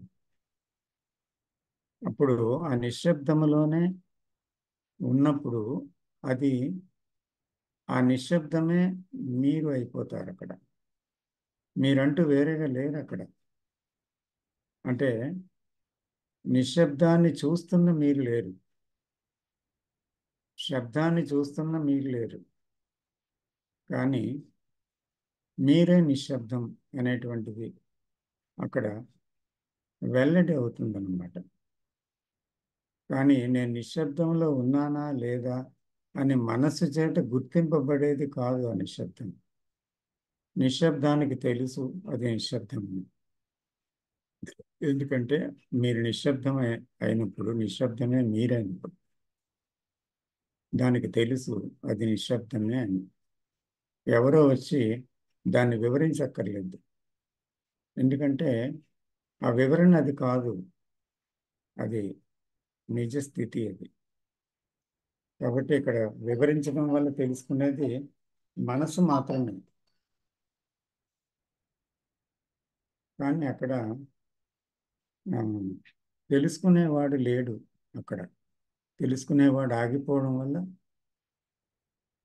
అక్కడ అది ఉందన్నమాట.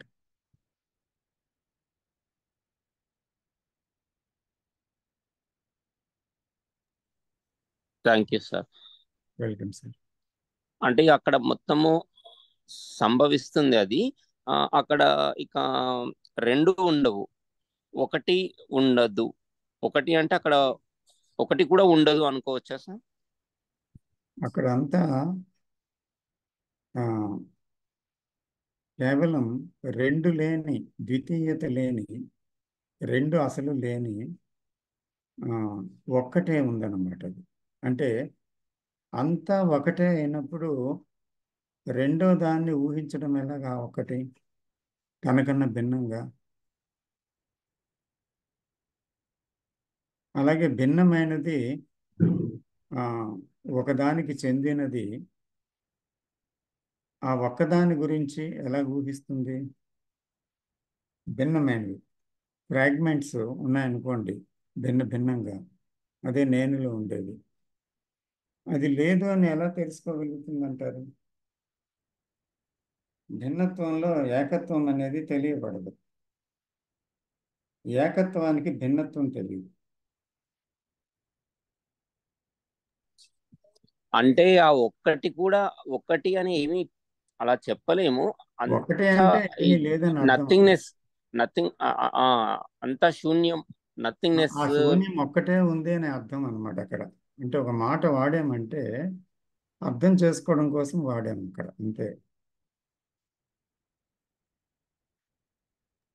Okay sir, clear. అంటే అసలు అంటే ఒకటి అని వాడాల్సి వచ్చింది కాబట్టి ఒకటి అని చెప్తున్నాం. అంతా అంటే నథింగ్నెస్. ఆ నిశ్శబ్దం ఒక్కటే, ఆ నథింగ్నెస్ ఒక్కటే, ఆ ఎల్లోనెస్ ఒక్కటే ఉంది అక్కడ అని చెప్పడం అన్నమాట. Clear sir, thank you. Welcome.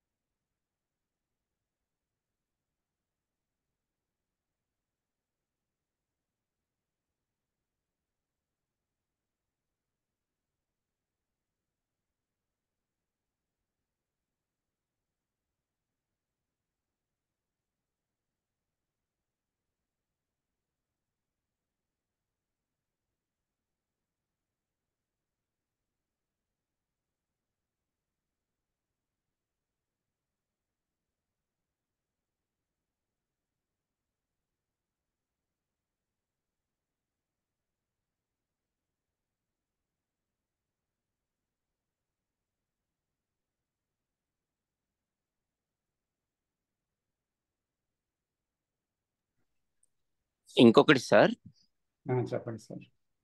అనుక్షణం నిత్యం మనలో ఏమి జరుగుతుందో గమనిస్తూ గమనిస్తూ గమనిస్తూ ఉంటాం కదా సార్.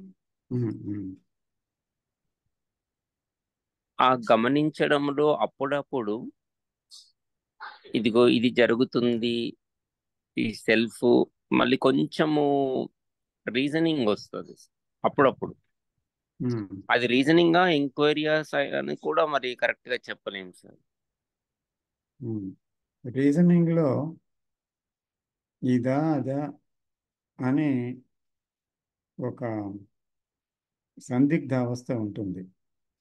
కొంతసేపు ఇలాగేమో అని ఉంటుంది, ఒక్కోసారి అలాగేమో ఉంటుంది. అది రీజనింగ్ అన్నమాట. సో అక్కడ intellect with its whole knowledge is operating అన్నమాట. సో అది రీజన్, అది లాజిక్ అన్నమాట. లాజిక్ అనేది రీజన్ అనేది తెలిసిన పరిధిలో. అయితే ఇక్కడ మరొకటి మీరు ఏదంటున్నారు, రీజనింగ్ కాకుండా మరొకటి ఇమ్మీడియట్ గా చూడగానే అక్కడ ఓకే నాలో ఇప్పుడు ఓకే అంటే ఎంక్వైరీ అన్నారు. ఎంక్వైరీ అంటే సైలెన్స్ ఏం వస్తలేదు సార్. మొదట మాట్లాడినప్పుడు మీరు రీజనింగ్, ఎంక్వైరీ అనే రెండు వస్తాయి కదా, అందులో ఏది అని అడుగుతున్నారు కదా. రెండు అవును ఒకలా సార్. కనిపిస్తాయని, అదే కదా మీ ప్రశ్న మొదట. అవును సార్. సో ఎంక్వైరీలో ఏమవుతుందంటే, మనము ఒక విషయాన్ని క్వశ్చన్ చేసాం. ఎక్కడి నుంచి క్వశ్చన్ చేసామో తెలియని వారిగా క్వశ్చన్ చేసాం, ఆన్సర్ కోసం కాదు. ఎంక్వైరీలో దేన్ని యాక్సెప్ట్ చేయడానికో దేన్ని రిజెక్ట్ చేయడానికో కాదు. So we had seen that what is or whatever the movement of the cell, then we questioned it. ఎందుకు అని, ఏంటి జరుగుతుంది అని క్వశ్చన్ చేసి we are not anticipating any answer అన్నమాట for that question. Because we know ఏం తెలుసు మనకి, పాస్ట్ నాలెడ్జ్ నుంచే ఈ ఆన్సర్ వస్తుంది కనుక అది ఆన్సర్ కాదు అని మళ్ళీ పాత గ్రూవ్లోకి వెళ్ళిపోతుంది. కాబట్టి ఆ క్వశ్చన్ అనే దాంతో మనం తెలియని వారుగా నిలబడతాం అన్నమాట. అక్కడ క్వశ్చన్ వేసి నిశ్శబ్దంలో నిలబడతాం. సో ఆ నిశ్శబ్దంలో నిలబడినప్పుడు ఆ క్వశ్చన్లోంచి ఏదైతే ఆన్సర్ దాంట్లో ఆల్రెడీ నిబిడీకృతమై ఉందో, లోపటే ఉంటుంది ఆ క్వశ్చన్లో. The very question there is an answer అన్నమాట. సో ఆ ఆన్సర్ అనేది అక్కడ ఆటోమేటిక్గా అది వికసించి ఆ క్వశ్చన్లోంచి, ఆ సైలెన్స్లోంచి ఒక మొగ్గ వికసించి లోపట ఉండే పుప్పొడిని ప్రదర్శించినట్టు, అలాగా సైలెన్స్లో ఉండగా క్వశ్చన్లోనే ఆన్సరు ఇమిడి ఉన్న విషయాన్ని ఆ పుప్పొడి మొగ్గలోనే విచ్చుకున్న తర్వాత తెలిసినట్టు అది తెలుస్తుంది అన్నమాట ఆటోమేటిక్గా ఆ నిశ్శబ్దంలో. అది ఒక ఇంట్యూషన్ రూపం, అంటే అది ఇంట్యూషన్ కాదు, అది ఒక ఇన్సైట్ రూపంలో అది బయటికి వస్తుంది, బయటపడుతుంది. ఈ ఇన్సైట్ ఏమో మనస్సు నుంచి వచ్చిన సైట్ కాదు, అది అంతర్గతంగా ఉండే నిశ్శబ్దములో నుంచి వచ్చిన ఒక రకమైన స్ఫూర్తి అనవచ్చు, లేదా ఒక దర్శనం అనవచ్చు. అది సరికొత్తది. కాబట్టి అది అది రాగానే అక్కడ మళ్ళీ తర్జన భర్జన ఉండదన్నమాట. మళ్ళీ గతంలోకి వెళ్ళి ఆ విషయం గురించి ఆలోచించడం ఉండదు. So there is a crystal clear clarity and the whole thing is ended there అనమాట. అయిపోయిందండి. ఆ ఇష్యూ అంటే ఆ ఘటన నుంచి దూరం అయిపోయింది అనమాట. Okay sir. అయితే అప్పుడప్పుడు ఏమవుతుందంటే ఇది కావాలి కావాలి, అది వద్దు వద్దు అంటే అలా అప్పుడు కొంచెం సైలెంట్ గా ఉంటే ఇదే కదా సెల్ఫ్ అని ఆగిపోతుంది. ఆ కాన్ఫ్లిక్ట్ ఆగిపోతుంది. ఇంత అవును, ఎంక్వైరీ దాకా వెళ్ళట్లేదు. ఆ అవును. ఇదంతా సెల్ఫ్ అంటే సైలెన్స్ లో జస్ట్ హాఫ్ సెకండ్ 1 సెకండ్ లోనే ఒక కాన్ఫ్లిక్ట్ లేని స్టేటస్ అనిపిస్తుంది సార్. Half second 1 second. అవును, మైండ్ ఈజ్ చార్టరింగ్ అనే విషయము సైలెన్స్కి తెలుస్తుంది అక్కడ, నిశ్శబ్దమైన మనసుకి. సో చూడగానే అప్పుడు ఏమవుతుంది, అది నిశ్శబ్దం అయిపోతుంది. అందుకనే silence is at the beginning and also at the end. అంటే దాన్ని చూసే ముందు నిశ్శబ్దంతో చూసాము, అక్కడ ఉన్నది అంతమైన తర్వాత ఉన్నది కూడా నిశ్శబ్దమే. బట్ ఇదంతా 1 సెకండ్ 2 సెకండ్స్ లోనే అయిపోతుంది అలా. అవును, ఇక్కడ కాలం లేదు. Okay okay. ఇప్పుడు అంటే కొంచెం ఎంక్వైరీ డీప్ పెనిట్రేషన్ అదంతా ఆ, ఈ 1 సెకండ్ లోనే ఇదంతా అయిపోతుంది కదా అని జస్ట్ అలా అనిపించింది. అయిపోతుంది, కానీ ఎంక్వైరీ ఎందుకు, ఆ క్వశ్చన్ వేసి ఎందుకు నిలబడ్డామంటే అక్కడ ఇంకా ఆ క్వశ్చన్ నుంచి వచ్చేటువంటి ఒక పెర్సెప్షన్ ఏదైతే ఉందో, ఒక దర్శనం ఏదైతే కలుగుతుందో, ఒక అవగాహన ఏదైతే క్వశ్చన్లోంచి విడివడి బయటకు వస్తుందో, అది మనకి దాని పుట్టు పూర్వోత్తరాలన్నీ కూడా దాంట్లో నిక్షిప్తమై ఉంటాయి అన్నమాట. అవన్నీ బయటపడతాయి. సెల్ఫ్ తాలూకా మూలము, దాని మాట, దాని తాలూకా ఆరిజిన్, ఇవన్నీ కూడా దానికి ఏదో కారణంతో పుడుతుందని కానీ, ఇలాంటివన్నీ ప్రతిదీ మన పుస్తకాల్లోనో లేదా ఒక మహాత్ముడి వాక్యాల్లోనే కాకుండా అది మనకే వెల్లడి అవుతుంది అనమాట. So this is understanding. No doubt if we see it silence, that శబ్దం అనేది ఆగుతుంది.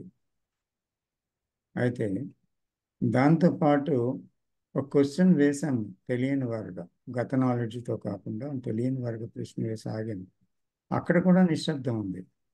సో ఆ క్వశ్చన్ వేసి ఆగడం అంటే, దాంతో ఉండడం అంటే నిశ్శబ్దంలో ఉండడం. సో అప్పుడు కూడా ఈ నిశ్శబ్దం పెనిట్రేట్ చేస్తుంది లోపలికి. సెల్ఫ్ అనే దాన్ని ఒక రేకులు రేకులుగా విప్పి చూపిస్తుంది అనమాట. Then we understand the whole thing అనమాట, the whole story of it. Okay, thank you sir. అంటే చూడగానే ఆగడంతో ఆ కాన్ఫ్లిక్ట్ తగ్గడంతో ఓకే, ఇక అది నెక్స్ట్ స్టేజ్ చాలా రేర్ గా వెళ్ళడం అవుతుంది. అవును, అవును. Okay, thank you sir. Welcome.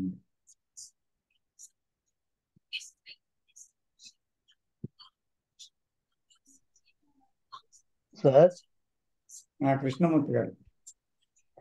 Sir ఆ నిశ్శబ్దమైన సుఖము ఇంతవరకు సిక్కలే సార్. ఆ సుఖము ఏం సార్ కారణము? చిక్కాలనుకోవడమే కారణం. అవునా సార్? మనం సిక్కాలని మనము అది చిక్కాలి అని పెట్టుకున్నారనుకోండి, హాయ్ సార్. అప్పుడు ఏమవుతుందంటే సాధన క్రమక్రమంగా వెళ్ళడం, అది సాధించడం అనే మోటివ్, కారణం, ప్రయత్నం, గోల్, ఇవన్నీ ఉంటాయి. అది ప్రస్తుతం అంటే నేను ఇంకా పొందలేకపోయాను, ఇంకా నిశ్శబ్దం ఏంటో తెలియలేదు, ఆ నిశ్శబ్దం ఉండే సుఖము, ఆనందం, బ్రహ్మానందం అంటారు, అదేంటో తెలియట్లేదు అని మళ్ళీ ఒక కొత్త రకమైన ఒక సమస్య, కాన్ఫ్లిక్ట్ వస్తుంది, సంఘర్షణ వస్తుంది. కాబట్టి అక్కడ నిశ్శబ్దం అనేది ఒక విషయం, కానీ దాని గురించి వివరణ ఉంది, కానీ అది ఏంటో వివరణ కానీ తెలుసును, కానీ అదేంటో తెలియదు అనుకోండి. అప్పుడు తెలిసిన దాన్ని వదులుకుంటే కదా వచ్చేది నిశ్శబ్దము. కాబట్టి తెలిసింది ఏమై ఉంటుంది, అని లోపలికి వెళ్తే దాన్ని అర్థం చేసుకుంటే అది రాలిపోతే అక్కడ ఉన్నది నిశ్శబ్దమే. సడన్గా అది తెలియకుండా ఒక దొంగ ఇంట్లో ప్రవేశించినట్టు వస్తుందన్నమాట అర్ధరాత్రి.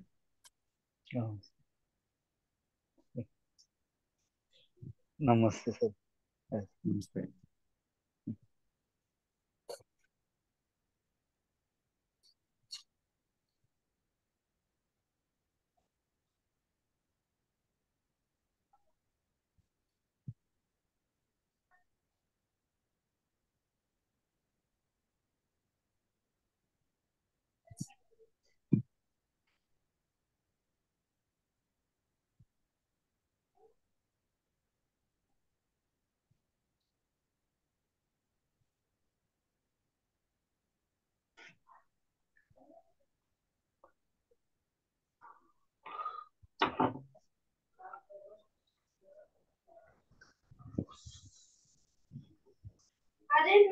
మీట్ అయింది సార్.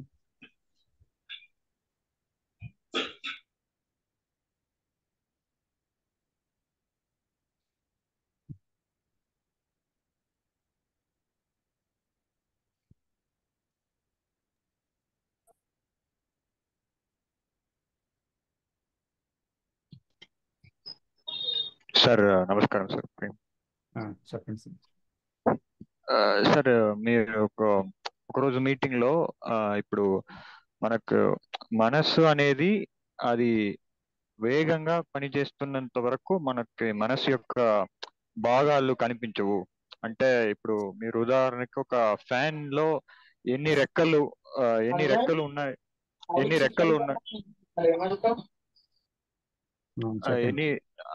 రెక్కలు ఉన్నాయి అనే తెలుసుకోవాలంటే ఆ ఫ్యాన్ వచ్చి ఆ ఫ్యాన్ అంటే నెమ్మదిగా తిరిగినప్పుడే మనకి తెలుస్తుంది అన్నారు కదా సార్. ఇప్పుడు మనస్సుని కూడా మనస్సు యొక్క అంటే అతి వేగంగా మనస్సు పనిచేస్తుంది అనే దాన్ని అక్కడ చూడడం వల్ల మనకు ఆ వేగం అనేది తగ్గుతుందా, లేక మనం ఆ వేగాన్ని మనం ఏదైనా చేసి మనం తగ్గించుకోవాలనా?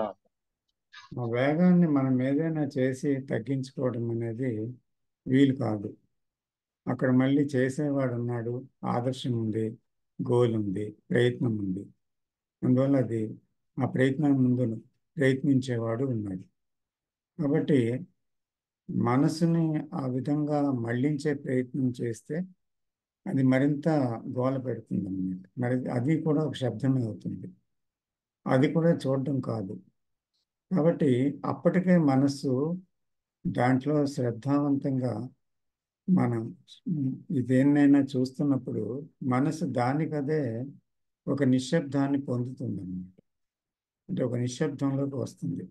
అంచేత ఆ వేగవంతమైన థాట్ని చూడాలి అని అంటే అప్పటికే ఒక నిశ్శబ్దం కొంత నెలకొని ఉండాలి, లేకపోతే అది చూడలేదన్నమాట. అలాగే ఇప్పుడు ఆ నిశ్శబ్దంలో మాత్రమే అక్కడ మీరు చెప్పిన ఉదాహరణ ప్రకారము ఫ్యాన్లో ఇన్ని రెక్కలు ఉన్నాయని తెలుస్తుంది. అక్కడ నిశ్శబ్దం ఉండబట్టి అక్కడ ఏమి చలనం జరుగుతుందో తెలుస్తుంది. అదే మనస్సు వేగవంతంగా ఉన్నప్పుడు అక్కడ ఫ్యానే అది. కాబట్టి మనసు ఫ్యాన్ని చూడటం లేదు, అక్కడ ఫ్యానే అదైపోయింది అన్నమాట. అంటే ఆ వేగవంతమైన ఆలోచనలే తనకంటే భిన్నమైనది కాదు ఆ ఆలోచన. కాబట్టి అది గమనించినప్పుడు ఏమవుతుందంటే నేనే అది అన్నప్పుడు మీరేం చేయగలరు దాని గురించి? ఆ ఏమీ చేయలేని తనమే ఒక నిశ్శబ్దం. అది బిగినింగ్ అన్నమాట. దాంతోనే అక్కడి నుంచి చూడాలి. అక్కడ చూసినప్పుడు తప్పకుండా అప్పుడు దాన్ని చూడగలగటం సాధ్యమవుతుంది. Okay sir. అదే సార్, ఇప్పుడు మనకు మిగతా విషయంలో ఇప్పుడు ఒక బస్సుని పట్టుకోవాలంటే అక్కడ వేగం అనేది అవసరం సార్. కానీ మనం చాలా ఇప్పుడు ఆ వైఖరినే మనం మనం ఈ మానసిక రంగంలోకి ప్రవేశపెట్టింది. తీసుకొచ్చేసినామని. అవును సార్, దాని వల్లనే మనకు ప్రతిదానికి కొన్ని విషయాలకైతే మనసు వేగంగా పనిచేయాల్సిన అవసరం లేదు సార్, కానీ అవును. మనసు వేగంగానే పనిచేస్తుంది. అది ఆ అంటే అలవాటే ఆ, ఇక్కడికి వచ్చేసింది సార్. అవునండి. అంటే మానసిక రంగంలో ఆ వేగం అవసరం లేదు, అక్కడ వేగం పెట్టేశాను. ఫిజికల్ తాలూకా రంగంలో మనసు చురుకుగా వేగంగా పనిచేయాలి. అవును లేకపోతే మందకొడితనంతో స్తబ్దంగా ఉంటే ఫంక్షనల్ బ్రెయిన్ కాదు అది. అప్పుడు వల్ల దానివల్ల కొన్ని ఉపద్రవాలు వస్తాయి, కొన్ని మిస్టేక్స్ జరుగుతాయి. అందువల్ల అది లాభం లేదు దానివల్ల. కాబట్టి అక్కడ చురుకుతనం ఉండాలి, మనసు యాక్టివ్గా పనిచేయాలి. కానీ ఇక్కడ మనసు అంత యాక్టివ్నెస్లో అది ఉన్నప్పుడు, ఆలోచన వేగవంతమైనప్పుడు దాన్ని దర్శించే స్థితిలో ఉండదు. అందుకనే కోపం తీవ్రంగా ఉన్నప్పుడు కోపమే తానైపోతాడు. అప్పుడు ఎలాగా చూడడం దాన్ని? అందుకని ప్రారంభంలో ఆ ఉద్వేగం రాగానే, సెన్సేషన్స్ లోపల రాగానే అక్కడ ముక్కులోంచి గాలి వేగంగా వదిలి పీల్చటం, ఆ శ్వాస నిశ్వాసలు, వేడి, తర్వాత ఒక రకంగా ఉద్రేకంతో ఒళ్ళు బిగుసుకుపోవడం, ఆ తర్వాత కళ్ళు ఎర్రబడడం, ఇలాంటి సిమ్టమ్స్ అన్నీ వస్తాయి కదా. ఏదో ఒక సెన్సేషన్స్ వస్తాయి. అక్కడి నుంచి వర్డ్, ఆ వర్డ్ నుంచి రియాక్షన్, రియాక్షనే వర్డ్. సో అలా ప్రారంభమైంది. సో ప్రారంభంలోనే ఒకరు చూడాలి, అప్పుడే చూడడానికి వీలవుతుంది, గమనించడానికి. వేగం అందుకున్న తర్వాత చూడడం ఇంకేం సాధ్యం కాదు. Okay okay sir, thank you sir. Welcome sir. నమస్తే అండి. ఈ నమస్తే సార్. పరిగెత్తేటప్పుడు మన పరిసరాలను గమనించలేమండి. అవును. అది మనం పరిగెత్తుతున్నాం కాబట్టి పరిసరాలను గమనించలేకపోతున్నాం అని మనకి అర్థమైనప్పుడు అవును. దాని అంతటికి అదే ఆగిపోతాం. అవును. ఆగిపోయి అప్పుడు గమనిస్తే పరిసరాలని మనకు అన్ని అర్థమయ్యేటట్టుగా కనబడతాయి.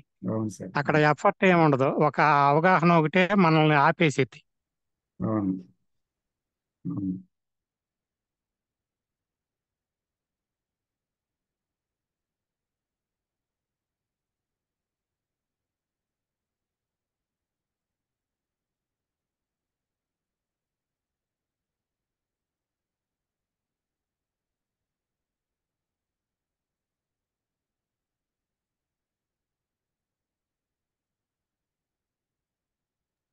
సార్, అప్పుడప్పుడు చెప్పండి. ఇప్పుడు మనము ఆ, ఎక్కువగా ప్రేమించే వాళ్ళు, ఇప్పుడు పిల్లలు లేదా తల్లిదండ్రులు,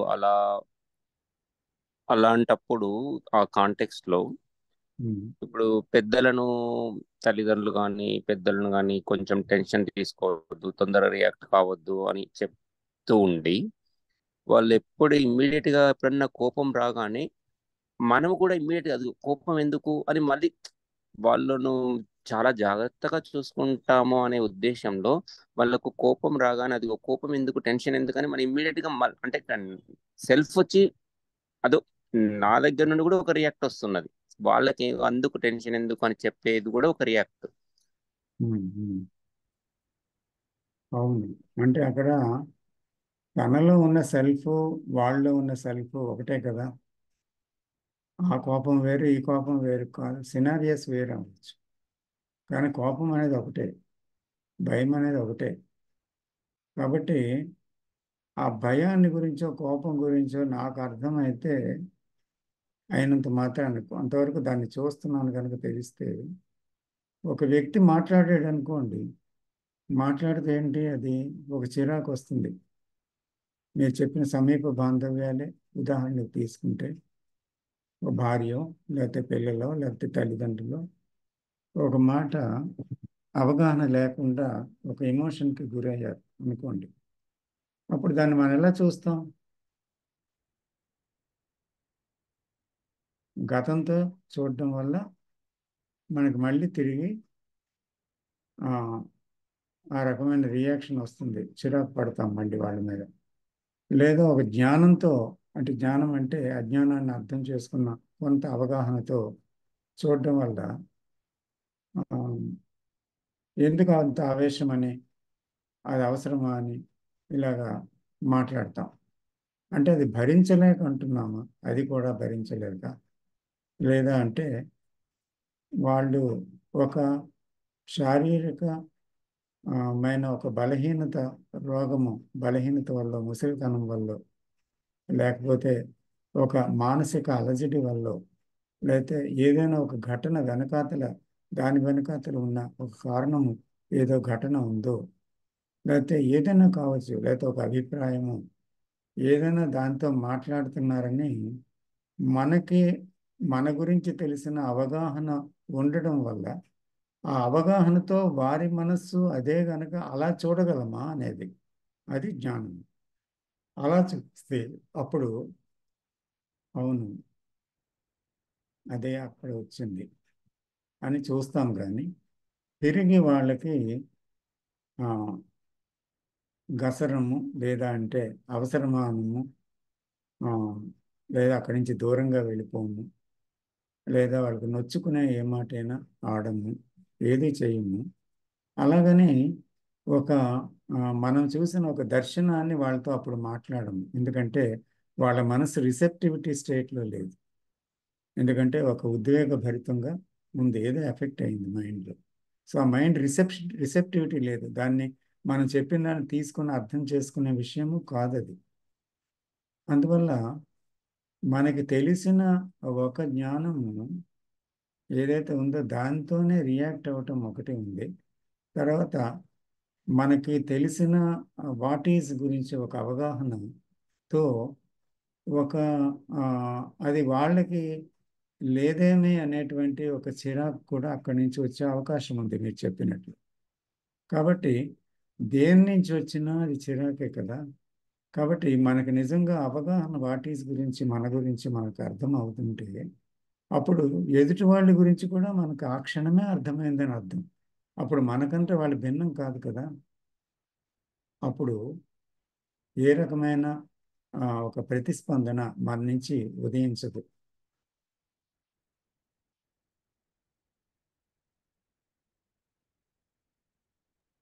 కరెక్ట్ సార్, థ్యాంక్ యూ. కాకపోతే ఆ వాళ్ళు ఆ ప్రేమతో వాళ్ళు అనవసరంగా టెన్షన్ పడుతున్నారు, అది మంచిది కాదు అనే ఒక సెల్ఫ్ ఇమ్మీడియట్ గా ఆ ఆ ఏజ్ లో అంత టెన్షన్ రియాక్ట్ మీరెందుకు అవుతున్నారు, మీకేమన్నా అవుతుంది అనే ఒక ఏర్పరచుకున్న సెల్ఫ్ ఇమ్మీడియట్ గా వచ్చేస్తుంది. వచ్చేసినాక నా దగ్గర నుండి కూడా వచ్చింది అని రియలైజ్ అవుతుంది. అప్పుడు ఆ భావాన్ని వ్యక్తపరిచాను అనుకోండి నేను వాళ్ళ మీద, అంటే అది కూడా ఆ సెన్సిటివ్గా మైండ్ ఉంది కదా, గాయపడే మనస్సు, అది కూడా తీసుకోలేదు. వీడు నా కడుపును పుట్టాడు, నాకే బుద్ధులు చెప్తున్నాడు, లేదా అంటే నాలో ఏ తప్పు ఉందని సవరిస్తున్నాడు, మరి ఆ సమయంలో రాదా అని దాన్ని సమర్థించుకుంటుంది మనస్సు. కాబట్టి అది సమయం కాదు. కాకపోతే ఆ లోపట ఉండే ఆ కరుణ లేదా ప్రేమ ఏదైతే ఎదుటివారి యందు ఉందో, అది నీది కాదు, నాది కాదు, వారి యందు ఉన్న ప్రేమ కాదు, అది ప్రేమ అంతే. అది ఎవరికి చెందింది కాదు. అప్పుడు ఆ ప్రేమలోంచి ఒక దర్శనం ఉంటుంది. ఆ దర్శనం ఏంటి? అది మీకంటే వారు భిన్నం కాదు అనేటువంటి ఒక దర్శనం. సో ఆ దర్శనంలో స్పందన ఉంటుంది. ఆ స్పందన నిశ్శబ్దంగా ఉండొచ్చు, ఏం మాట్లాడకపోవచ్చు, మాట్లాడినా అది వేరే ఒక విషయాన్ని, అంటే ఒక సింపుల్గా ఒక క్లారిటీని ఒక మాటలో ఇవ్వచ్చు అనమాట. ఏదైనా జరగచ్చు. అది అక్కడ సిచ్యువేషన్ బట్టి ఉంటుంది. ఇక్కడే ఆ సిచ్యువేషన్ ఊహించలేము కదా.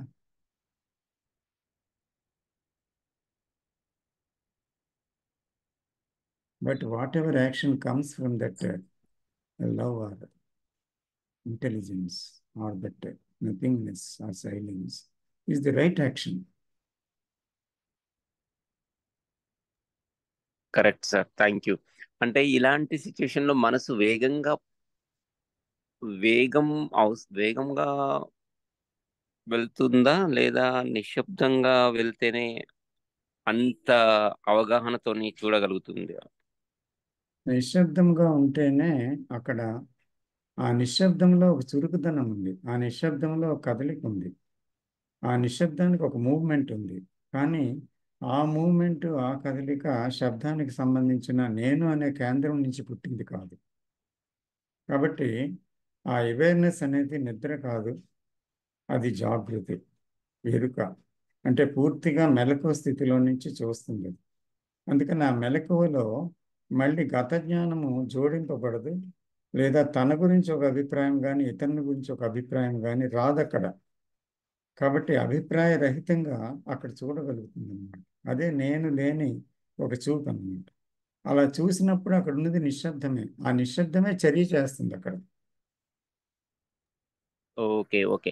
ఆ వేగం నిశ్శబ్దం యొక్క వేగము అలా ఉంటుంది అని ఓకే అవును, చెప్తున్నారు. Okay, okay. అవును, అవును. Thank you. వెల్కమ్.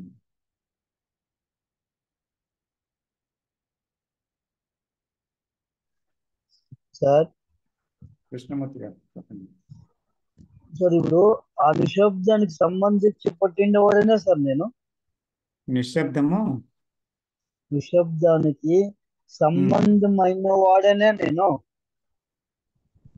సంబంధమైన నిశ్శబ్దానికి సంబంధించిందే వాడైనా నేను. వాడేనా నేను అనేది. సో అవును సార్. వాడైనా నేను అనేది తెలుసుకోవాలంటే వాడైన నేను తెలుసుకోవాలి. అంటే గోలే వాడైన, నిశ్శబ్దము కాని వాడైన నేను అర్థమైతే నిశ్శబ్దమే నేను అనేది అది తెలుస్తుంది అన్నమాట. అవును.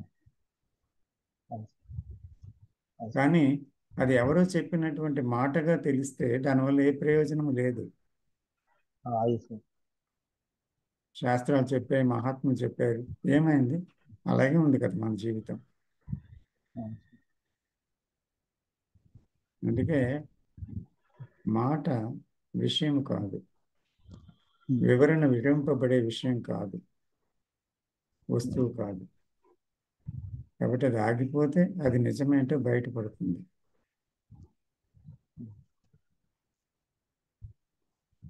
అవును సార్. అవును సార్.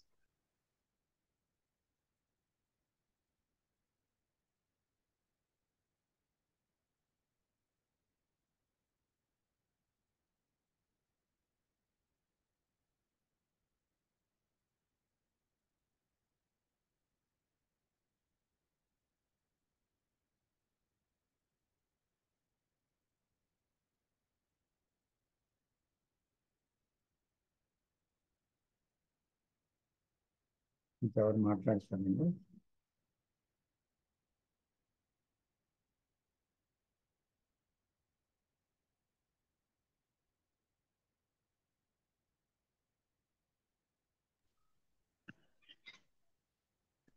సార్ నేను బిందు సార్. బిందు గారు చెప్పండి. సార్ ఒక్కొక్కసారి అనిపిస్తుంది అభిప్రాయాలు ఈ గందరగోళం నుంచి బయటపడినట్టు అనిపిస్తుంది సార్. కానీ మళ్ళీ సడన్ గా ఒక మూమెంట్ లో ఎలా అవుతుందంటే అసలు మనం ఈ స్టడీ జేకే టీచింగ్స్ విన్న ఎఫెక్ట్ కూడా మన మీద లేదేమో అని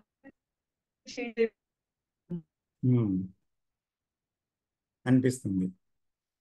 అంటే మనస్సు ఎప్పుడు కూడా కొలుచుకుంటుంది తనని, తన నిశ్శబ్దంలో ఉన్నానా లేదా అని గుర్తించడానికి ప్రయత్నిస్తుంది. తను ఎలా ఉన్నాను ఇప్పుడు అని. కృష్ణమూర్తి గారి టీచింగ్స్ నిజంగా బోధపడితే ఇలాగే ఉంటానా, నిజంగా బోధపడలేదా, జీవితంలో అప్లై చేయలేదా, ఏమవుతుంది ఇక్కడ అని ఒక సందేహాస్పదమైన దృష్టి వస్తుంది. అంటే మనసు ఎప్పుడు తను తాను కొలుచుకుంటుంది అన్నమాట. అంటే ఆలోచన తాలూకు విధానం అది. అలా కాకుండా ఆ మనస్సు అనేది, కొలత అనేది ఎక్కడి నుంచి వస్తుందంటే ఒక కేంద్రం నుంచే వస్తుంది. ఆ కేంద్రము తను ఏదో అవ్వాలని కోరుకుంటుంది ఎప్పుడు. అయితే సమాజంలో ఏదో అవ్వాలనో, ఏదో గుర్తింపు కావాలనో, లేకపోతే ధనవంతులు కావాలనో, లేకపోతే ఆరోగ్యవంతులు కావాలనో, లేకపోతే ఒక పెద్ద పదవి కావాలనో అదొకటే కాదు. అక్కడ అంతరంగంగా కూడా ఏదో ఒక స్థితిని గడించాలనో, ఒక సుగుణంలో ఉండాలనో, ఒక నిశ్శబ్దాన్ని గడించాలనో, అది ఇంకా రాలేదేమనేటువంటి ఒక చింతన కూడా అక్కడ ఉందన్నమాట. సో ఇది ఏం చేస్తుందంటే కొలతకి నాంది అవుతుంది, కంపారిజన్కి నాంది అవుతుంది. కాబట్టి అక్కడ నేను ఎక్కడున్నానో అది ప్రధానం. ఇక్కడ ఉన్నానా అక్కడ ఉన్నానా అనేది కాదు. దాన్ని బట్టి నేను ఇక్కడ ఉన్నాను అనేది స్పష్టంగా మనకు తెలుస్తుంది కదా. నా ఆలోచనలు ఇలా కొనసాగుతున్నాయి, ఇక్కడ నిశ్శబ్దం వచ్చినట్టుగా ఉంది అని తెలుస్తుంది. మళ్ళీ ఆ నిశ్శబ్దం చేయి జారిపోతుంది, మళ్ళీ శబ్దంలో వస్తుంది. అందుకు ఈ నిశ్శబ్దము శబ్దము ఒకదాని తర్వాత ఒకటి కొనసాగుతున్నాయా, అసలు ఏం జరుగుతుంది? అలాగా ఆ శబ్దం వస్తే దాన్ని చూడటమేనా, అప్పుడు మళ్ళీ నిశ్శబ్దం వస్తుందా? ఇదే నా టీచింగ్. ఏం జరుగుతుంది ఇక్కడ అని మనకి ఒక ప్రశ్న ఉదయించవచ్చు. అయితే నిజంగా ఆ ప్రశ్నలో ఆన్సర్ ఇమిడి ఉందన్నమాట. ఎందుకంటే అందులో ఏంటి ఒక ఆన్సర్ ఏంటుంది అని అంటే, ఇక్కడ ఒక వాస్తవం ఉంది. అక్కడ నిశ్శబ్దం లేదు, శబ్దం అనేది తరచుగా వస్తుంది. ఒక క్షణకాలం ఎక్కడైనా నిశ్శబ్దం కలగొచ్చు. అది ఇందాక మనం చెప్పిన అబ్జార్ప్షన్ వల్ల అవ్వచ్చు, లేదా అంటే అక్కడ నిద్రలో కావచ్చు, లేకపోతే మెలకుగా ఉన్నప్పుడు కావచ్చు, ఏదైనా రావచ్చు. ఒక క్షణం వచ్చి అలా వెళ్ళిపోవచ్చు. కానీ ఫ్లీటింగ్ జాయ్ లాగా ఫ్లీటింగ్ సైలెన్స్ అనేది రావచ్చు. కానీ మనసులో గోల ఆగడం లేదు అనేది వాస్తవం. ఇది ఒక వాట్ ఈజ్ అన్నమాట. అంటే అది యాక్చువాలిటీ. సో అది మనము ఎందుకు ఆ గోల కొనసాగుతుంది అనేది ఒక ప్రశ్న వేసి మనల్ని మనం చెక్ చేసుకొని మనం వెళ్ళగలిగితే, అప్పుడు టీచింగ్ అనేది ఏంటి అంటే అంతాను seeing what is as it is. అంటే without any comparison, without any reasoning, without any choice, without any suppression, without any escape, without wanting to change it, seeing that what is directly అన్నమాట. That is the teaching. So అప్పుడు ఆ టీచింగ్తో పని లేదు, మీరు అయిపోయింది, ఇంకా the teaching is over. So అక్కడ ల్యాబొరేటరీలోకి వచ్చేసాం. ఎప్పుడైతే క్లాస్ అయిపోయిందో ఏమవుతుంది, మనం ల్యాబ్లోకి వచ్చాం. The lab is the practical life. So ఈ ప్రాక్టికల్ లైఫ్లో మనకు ఎన్నో సవాళ్ళు వస్తూ ఉంటాయి, ఇన్సిడెంట్స్. అవి మనం ఆపలేము, అవి వస్తూ ఉంటాయి అంతే. సో కాబట్టి మనం చూడాల్సింది ఏంటంటే ఆ ఇన్సిడెంట్స్ అనేవి, లేకపోతే ఆ ఛాలెంజెస్ అనేవి మన జీవితాన్ని, మనల్ని ఎలాగ ప్రభావితం చేస్తున్నాయి అనేది చూడాలి. సో ప్రభావితం అవుతున్నామంటే అక్కడ సెల్ఫ్ ఉంది, అక్కడ నేను అనేది కేంద్రమే ప్రభావితం అవుతుంది. గాలి ప్రభావితం కాదు. అంటే ఒక గాలిని చేతితో కొట్టినా, లేకపోతే బెత్తంతో కొట్టినా, ఇనప రాడ్ వేసి కొట్టినా అది ప్రభావితం కాదు. ఎందుకంటే అక్కడ ఏదీ లేదు కనుక, నథింగ్. అంటే ఇట్ ఈస్ ఎవ్రీవేర్. సో అందుకని అక్కడ థింగ్ అంటూ లేదు. ఒక థింగ్ అనేది ఏర్పడింది అని అంటే అదే గాయపడుతుంది, అదే సంతోషపడుతుంది, అదే రియాక్ట్ అవుతుంది. సో మూలం ఏంటి అక్కడ? There is a thing. So what is this thing? The thing, is it real or is it a fake? Is it built up in time? Is it built up with thought? Is it built up with the memory or experience? ఏంటైంది ఇక్కడ నేను అనేది మనం చూస్తే అప్పుడు కృష్ణమూర్తి గారు చెప్పిన విషయాలన్నీ తెలుస్తాయి మనకి. అవును, ఇది కరెక్టే, ఇది కరెక్టే అని ఇప్పుడు మనం కూడా దాన్ని చూడగలం. అవును కదా, మెమరీస్ అన్నీ దాని నుంచే వచ్చాయి కదా అని చూడగలం. కానీ చూసినంత మాత్రాన ఆ జ్ఞానం మనది అవ్వడం లేదు. అది మన ప్రాబ్లం. ఎందుకంటే అక్కడ ఏం జరుగుతుంది అనేది ఆ సిచ్యువేషన్లో, వాట్ ఈజ్లో మనం నిలబడాలి తప్ప జ్ఞానాన్ని ఉపయోగించుకోకూడదు. అక్కడ కూడా మనము అక్కడ గత జ్ఞానం ఇది, అదేమో అది అనుభవాల నుంచి వచ్చింది, ఆ అనుభవాల నుంచే ఆలోచనలు వచ్చాయి, ఈ ఆలోచనల నుంచే సెల్ఫ్ ఫార్మ్ అయింది అని ఆ టీచింగ్ ప్రకారం ఆలోచించంటే తెలిసిపోయింది అనే భ్రమ కలుగుతుంది. ఇది అన్ని భ్రమల్లోకి ఎక్కువ భ్రమ అనమాట, తీవ్రమైన భ్రమ. ఇది చాలా లోతైన భ్రమ అనమాట.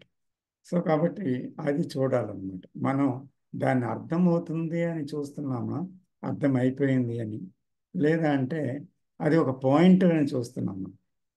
అది నాది కాదు, it is a pointer. So but I have to see it, test it in my laboratory. అది laboratory is my life which is in relationship. ఆ రిలేషన్షిప్ లో అంటే జరుగుతున్న క్లాస్ రూమ్ బానే ఉంది సార్. యూ కెన్ అంటే క్లాస్ రూమ్ లో అర్థమవుతుంది, ల్యాబొరేటరీకి వెళ్ళాక చాలా ఫెయిల్యూర్స్ అవుతున్నాయి సార్. అవునండి. మీన్స్ అంటే ఆ టీచింగ్ అర్థమవుతుంది, మనల్ని మనం చూసుకోవటం అని. అవును. ఆ పక్క మనిషితో ఉన్న రిలేషన్ లో వచ్చేటప్పటికి నేనైతే నాకైతే అనిపిస్తుంది సార్, నాకు అసలు టీచింగ్ ఏమీ తెలియదేమో, might not be applying in the laboratory అని ఒక్కోసారి అనిపిస్తుంది. అప్లై చేస్తున్నాను కానీ అది 100% అప్లై చేయలేకపోతున్నాను. ఏంటంటే జస్ట్ పైన సూపర్ఫిషియల్ గానే నేను అప్లై చేస్తున్నానేమో, కానీ ఆ టీచింగ్ యొక్క ఎసెన్స్ అనేది నా లోపల వరకు చేరలేదు. అది గనక ఎసెన్స్ అనేది లోపల వరకు చేరితే రిలేషన్ లో కూడా మనల్ని మనం చూసుకుంటప్పుడు ఉన్నదాన్ని మనం యాక్సెప్ట్ చేయగలగాలి కదా. కానీ అది అంత అవ్వట్లేదు సార్. అంటే the acceptance is also a big challenge. Everything is a challenge to the mind. ఎందుకంటే the problem whatever it may be, internal or external, there are problems, but there is the one problem which is the me, the I, the center. If we can understand that single problem, you can dissolve all the problems when the I is dissolved. So the center ఏమవుతుందంటే మీరు చెప్పినట్టు reactionary మూడ్లో పడిపోతుంది అనమాట. వెంటనే ఆ మోడ్లోకి వెళ్ళిపోతుంది. అంచేత ఏమవుతుందంటే అక్కడ కొన్ని క్షణాలు ఇలాగ అబ్జర్వ్ చేస్తుండగా ఆ మోడ్లో అత్యంత వేగవంతంగా వెళ్ళిపోతుంది. వెళ్ళిపోవడం వల్ల ఏమవుతుంది, నిస్సహాయమే, దాంతో కొట్టుకుపోతాం. ఆ తర్వాత గుర్తుకొస్తుంది, అయ్యో నేను టీచింగ్ ఇక్కడ అప్లై చేయలేదే, ఇక్కడ నేను చూడలేకపోయానే, కానీ దానివల్ల ప్రయోజనం లేదు. ఆ మూమెంట్లో చూడాలి. ఆ మూమెంట్లో చూడాలంటే ఏం చేయాలి అంటే అక్కడ మనస్సులో ఒక రియాక్షన్ పుట్టడానికి కారణం ఏమై ఉంటుంది అనే ప్రశ్నతో నిలవాలి. టీచింగ్లోకి వెళ్లకుండా ఒక రియాక్షన్ పుట్టడానికి కారణం ఏమై ఉంటుంది. అక్కడ నేను గత జ్ఞానం అన్ను, లేకపోతే నేను అన్ను, ఏది అన్ను. ఎందుకంటే అది ఉపయోగించడం వల్ల ప్రయోజనం లేకపోతుంది. మళ్ళీ మళ్ళీ అందులోనే పడుతున్నాను. ఇది ఎందుకు పనికి రావటం లేదు. Even the pointers, even the teaching of K or anybody or the books, ఇవన్నీ కూడా అక్కడ అప్లై అవ్వటం లేదు. అది కదా ప్రాబ్లం మీరు మాట్లాడుతుంది. సో అందుకని అక్కడ ఏంటంటే టీచింగ్ అనేది పక్కన పెట్టండి. ఒకటి అన్ని పక్కన పెట్టండి. You are face to face with the problem in the laboratory. You are face to face. Theory అయిపోయింది. సో థియరీని అక్కడ తెచ్చుకుని ఆలోచించే అవకాశం ఉంటే అదే పెద్ద మోసం అన్నమాట. మనసు చేస్తున్న ఒక గొప్ప ట్రిక్. అంచేత ఆ ట్రిక్ కూడా మనకు తెలియకుండా లోపలికి వచ్చేస్తుంది. అప్పుడు ఆన్సర్ని కొనుక్కున్నట్టు అయిపోతుంది. లేదా అయ్యో ఇంకా రాలేదే అని కంపారిజన్ చేస్తే బాధపడుతుంది. రెండిట్లో ఏదో ఒకటి. కాబట్టి రెండు కూడా మళ్ళీ మనస్సే కదా, అది కూడా అయ్యే కదా. కాబట్టి ఇక్కడ మనం ఏం చూడాలంటే అక్కడ ఆ వాట్ ఈజ్ని ఎలాగ చూడడం. సో వాట్ ఈజ్ అనే విషయం అన్నమాట అక్కడ మెయిన్. ఆ వాట్ ఈజ్ని ఎలా చూడటం అనేదే అత్యంత ముఖ్యమైన పని. అక్కడ మనం నిలబడగలుగుతున్నామా? ఆ వాటేజ్ యొక్క వేగంలో కొన్ని క్షణాల తర్వాత కొట్టుకుపోతున్నాము గతంలోనికి. ఏమవుతుంది, ఆ గతంలో కొట్టుకుపోతే రియాక్షన్ అన్నమాట. ఎందుకు అలా నిలబడలేకపోతుంది, ఇది చాలా ముఖ్యమైనది అన్నమాట. So we have to question that. మనం నీకు మీరు, నాకు నేను, ఆ క్వశ్చన్ వేసుకోవాల్సిన అవసరం ఉంది. ఎందుకు ఇక్కడ నిలబడలేకపోతుంది? ఒక్కొక్క రోజు ఇలా ఉంటుంది సార్. అప్పటి వరకు అసలు ఏమీ థాట్ ఉండదు. అంటే చాలా నిశ్చలంగా ఉన్నట్టే ఉంటుంది. సడన్ గా అసలు ఆ థాట్ వల్ల నేను ఈవెన్ ఆ ఇన్సిడెంట్ జరిగినప్పుడు కూడా నేను ఏమీ ఫీల్ అయ్యి ఉండను సార్ అసలు. కానీ మళ్ళీ అది ఆలోచిస్తా ఉంటే ఇప్పుడు దాని గురించి బాధ అనిపిస్తుంది. అయ్యో ఇలా జరిగిందా అని. అప్పుడు అనిపిస్తుంది ఇప్పుడు వరకు చక్కగా ఉంది కదా, why it is going like that, why it has ఎందుకంటే టు అక్కడ dig. అక్కడ ఒక కారణం ఉందమ్మా, చెప్పనా? ఎందుకంటే there is no total seeing during that incident or at the time of incident, but you have listened it అంతే. అక్కడ మీకు చర్చించడానికి, దాని గురించి చూడడానికి, లేకపోతే దాని విషయం మాట్లాడడానికి మీరు బిజీగా ఉండొచ్చు. అందువల్ల ఆక్యుపైడ్ మైండ్లో ఉండేటప్పుడు అది మనసు యొక్క లోపటి పొరల్లో దాగుందన్నమాట. Because there is no complete seeing of that with attention. There is no attention there. But half seeing is no seeing. అందువల్ల ఏమైందంటే అప్పుడు లోపలికి వెళ్ళి ఆ దాగుంది అది. సో మీరు ఎప్పుడైతే కొంచెం లీజర్లోకి వచ్చారో ఏమవుతుందంటే నేనున్నాను అని తన ఉనికిని ప్రకటించుకుంటుందండి. అదే జ్ఞాపకం. Thank you sir. Sir Prem Kumar చెప్పండి సార్. అంటే ఇప్పుడు మళ్ళీ ఆ ఫ్యాన్ ఉదాహరణ తీసుకుంటే తిరిగించేవాడు అని ఒకడు లేడు. అంటే తిరిగించేవాడు చేత తిరిగింపబడే ఫ్యాన్ అనే రెండు విషయాలు అక్కడ లేవు. అలా అర్థం చేసుకోవచ్చు. తిరిగించేవాడు ఉన్నాడు అక్కడ. ఎందుకంటే తిరిగించే శక్తి అయిన ఎలక్ట్రిసిటీ ఉంటేనే ఫ్యాన్ తిరుగుతుంది కదా, ఉట్టినే తిరుగుతుందా? సో నేను అనే కేంద్రము పూర్తిగా అది గతముతో నింపబడి ఏర్పడిన కేంద్రం అక్కడ ఉండబట్టి ఆ వేగం ఆలోచనగా పుట్టింది, తీవ్రత మానసికంగా. సో అక్కడ ఆ కేంద్రం అనేదే మూల కారణం అన్నమాట. ఆ కేంద్రాన్ని కానీ అర్థం చేసుకుంటే అప్పుడు వచ్చిన ఒక నిశ్శబ్దమే ఆ ఫ్యాన్ గురించి చూపిస్తుంది. అది ఎలా తిరుగుతుంది.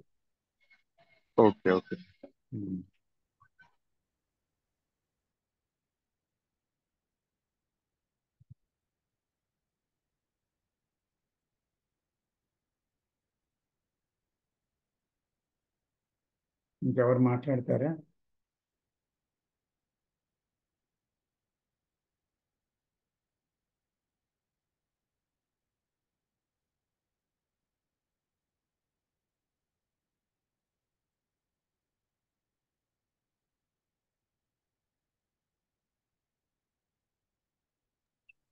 సార్ ఇంతకు ముందు మనము ప్రభావితం అయినప్పుడు సెల్ఫ్ ఉందని తెలుస్తుంది అన్నారు కదా సార్.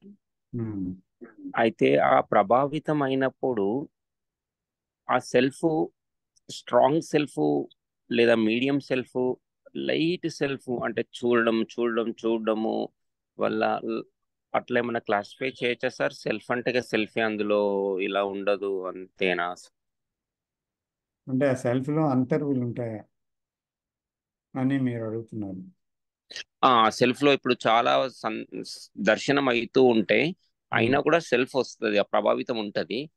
కానీ చాలా దర్శనాల వల్ల ఆ ప్రభావితం లైట్ అని మనం ఏమన్నా చెప్పగలుగుతామా, లేదా అలా ఏమి చెప్పలేము? అది సెల్ఫే, అది ప్రభావితం. చూడండి, అభిప్రాయాలు అనేవి, ముద్రలు అనేవి ఏర్పడినప్పుడే కదా సెల్ఫ్ ఉంది. నా గురించి నా అభిప్రాయాలు ఇలాంటివన్నీ ఏర్పడినప్పుడు, అది రికార్డ్ అయినప్పుడే సో ఆ మ్యాటర్ అంతా కలిపి సెల్ఫ్ కదా, కేంద్రం అనేది ఏర్పడింది. ఈ కేంద్రము ఏం చేస్తుంది? కాలంలో ప్రతి ఎక్స్పీరియన్స్ దాన్ని ఏం చేస్తుందండి? స్ట్రెంగ్థెన్ చేయదు. అదే మళ్ళీ దుఃఖము, అదే అండి భయము, అదే ఆందోళన, అలాగా కోపము, ఇవన్నీ ఇన్సిడెంట్ ఆఫ్టర్ ఇన్సిడెంట్ రికార్డ్ అవుతూ ఉంటాయి కదా. నా భార్య అంది మొన్న, ఈరోజు నా కొడుకు అన్నాడు, మొన్నేమో మా ఫాదర్ అన్నారు. ఇలాగా అది మొన్న అవనండి, 4 రోజుల క్రితం అండి, సంవత్సరం క్రితం అనండి. సో అయితే కాలంలో ఛాలెంజెస్ లేకపోతే సవాళ్ళు ఇవన్నీ ఏం చేస్తున్నాయంటే రికార్డింగ్ అయ్యి ఒకదాని మీద ఒకటి లేయర్ పడింది కదా. ఆ భయం మీద లేయర్, ఇంకో లేయర్, ఇంకో లేయర్, ఆ దుఃఖం మీద మరో లేయర్, మరో లేయర్, మరో లేయర్, ఇలా పడి అది ఘనీభవించింది కదా. అంటే స్ట్రెంగ్త్ అయింది, హార్డ్ అయింది కదా. Is it not? కాలంలో స్ట్రెంగ్త్ అయింది. అయింది, కానీ దాన్ని చిన్నగా దాన్ని లేయర్ బై లేయర్ దర్శిస్తున్నప్పుడు ఆ అప్పుడు కూడా ఉంటుంది, ఎందుకంటే అన్ని లేయర్లు పోలేదు, కానీ ఆ తేడా కూడా తెలుస్తుంది. ఇది అది కరెక్టేనా కాదా సార్? అదే ఇన్ని లేయర్స్లో అంటే అది బలపడిపోయింది అని మనకు తెలిసింది కదా.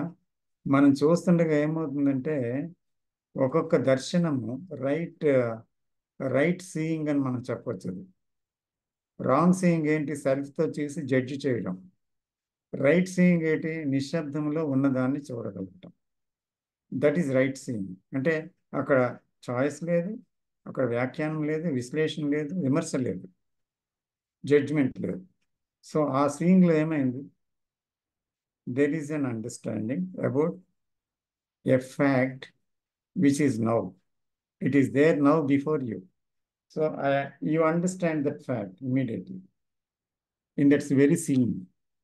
అప్పుడు ఏమవుతుంది? అక్కడితో అయిపోయింది ఆ self. So again some other fact comes. So again you are with that, and అది చూసినందువల్ల కూడా అది అంతర్ధానమైంది. ఇలాగ ఏమవుతుందంటే అందుకనే awareness is from moment to moment అన్నారు ఇక్కడ. అంటే ఎక్కడికక్కడ ఎప్పటికప్పుడు ఆ వాట్ ఈజ్ అనేది ప్రత్యక్షం అవుతుంది. అయితే ప్రతి వాట్ ఈజ్ కూడా మళ్ళీ అక్కడ సరికొత్తదే. ఎందుకంటే అది పాతదిగా చూసినప్పుడు మనం దాన్ని ఇది నా కోపము, ఇది నా భయం అని చూసామనుకోండి, అప్పుడు దాంట్లో కొట్టుకుపోతాం. పేరు పెట్టాము, ఆ పేరుతో పాటు రికగ్నిషన్ ఉంది, దాంతో ఇంకా జ్ఞాపకాలు, ఇవన్నీ కొట్టుకుపోతాం. సో ఎక్కడికక్కడ న్యూగా చూస్తుంది అవేర్నెస్.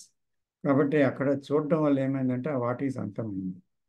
సో ఇలాగా ప్రతిసారి ఆ వాట్ ఈజ్ని చూడటము, తర్వాత దాని మీద ఇన్సైట్స్ రావడము, తర్వాత ఈ వాట్ ఈజ్లన్నీ కలగడానికి మూలమైన ఒక నేను అనే కేంద్రం అనే దాన్ని లోపటికి వెళ్ళి దర్శించగలగటము. అప్పుడు ఆరిజిన్ ఇది అని మనకు తెలిసి ఆ ఆరిజిన్లో ఏముంది? జ్ఞాపకాలు, దానికి సంబంధించిన రియాక్షన్స్, అనుభవాలు, ఇవి తెలిసిన విషయాలే తోటి నిర్మించబడింది తప్ప ఇందులో ఈ ఆలోచన తప్ప, ఈ జ్ఞాపకాలు తప్ప ఏమీ లేవు కదా. ఇదే కదా రియాక్ట్ అవుతుంది, ఈ అభిప్రాయాలే కదా రియాక్ట్ అవుతుంది, ఇమేజెసే కదా రియాక్ట్ అవుతుంది. సో ఇవన్నీ కాలంలో నిర్మించబడ్డాయి కదా. సో అనేసి మనం చూడగలిగినప్పుడు ఏమవుతుందంటే ఆ నేను వీక్ అయిపోతుంది అన్నమాట. అది దాని పుట్టుక స్థానం. ఈ వాట్ ఈజ్లన్నింటినీ పుట్టించిన స్థానం అది. ఎందుకంటే there is no consciousness without the content. The content is consciousness. So when we see the content comes into the present as what is every time. So when you see and see, you touch the origin. So then in the origin you see that, and that is the total seeing. That is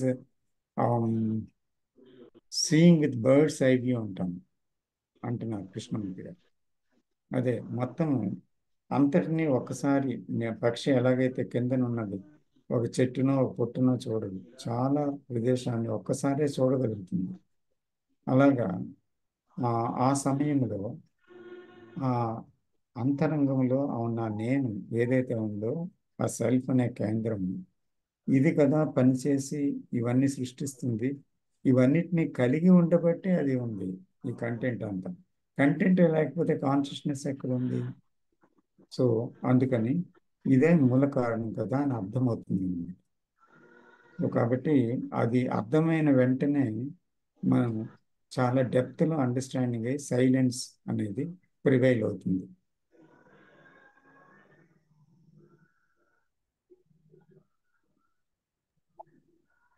okay, thank you sir. అంటే అది ending లో అలా అంటే ఇంకా అన్ని దర్శనాలు అయిపోయినాక చివరి మనకు ఈ లేయర్ బై లేయర్ పోతూ ఉంటే అలా జరుగుతుంది. కానీ మధ్యాహ్నం కొంచెం లేయర్లు కూడా పోతూ ఉంటే తెలుస్తుంటుంది sir.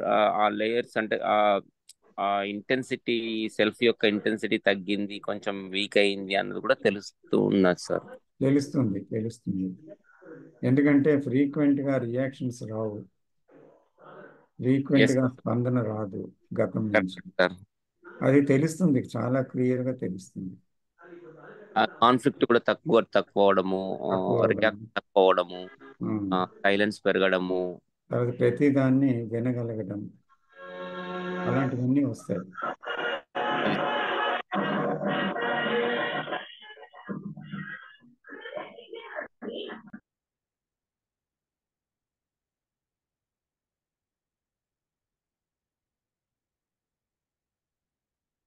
So it is the time now to end the meeting. Can we end, sir? Sure sir. Thank you very much sir. Thank you, everybody, including you. Thank you, sir. So, thank you. Thank you sir. Thank you, Bindu garu. Thank thank you. You sir. Thank you sir. Thank you.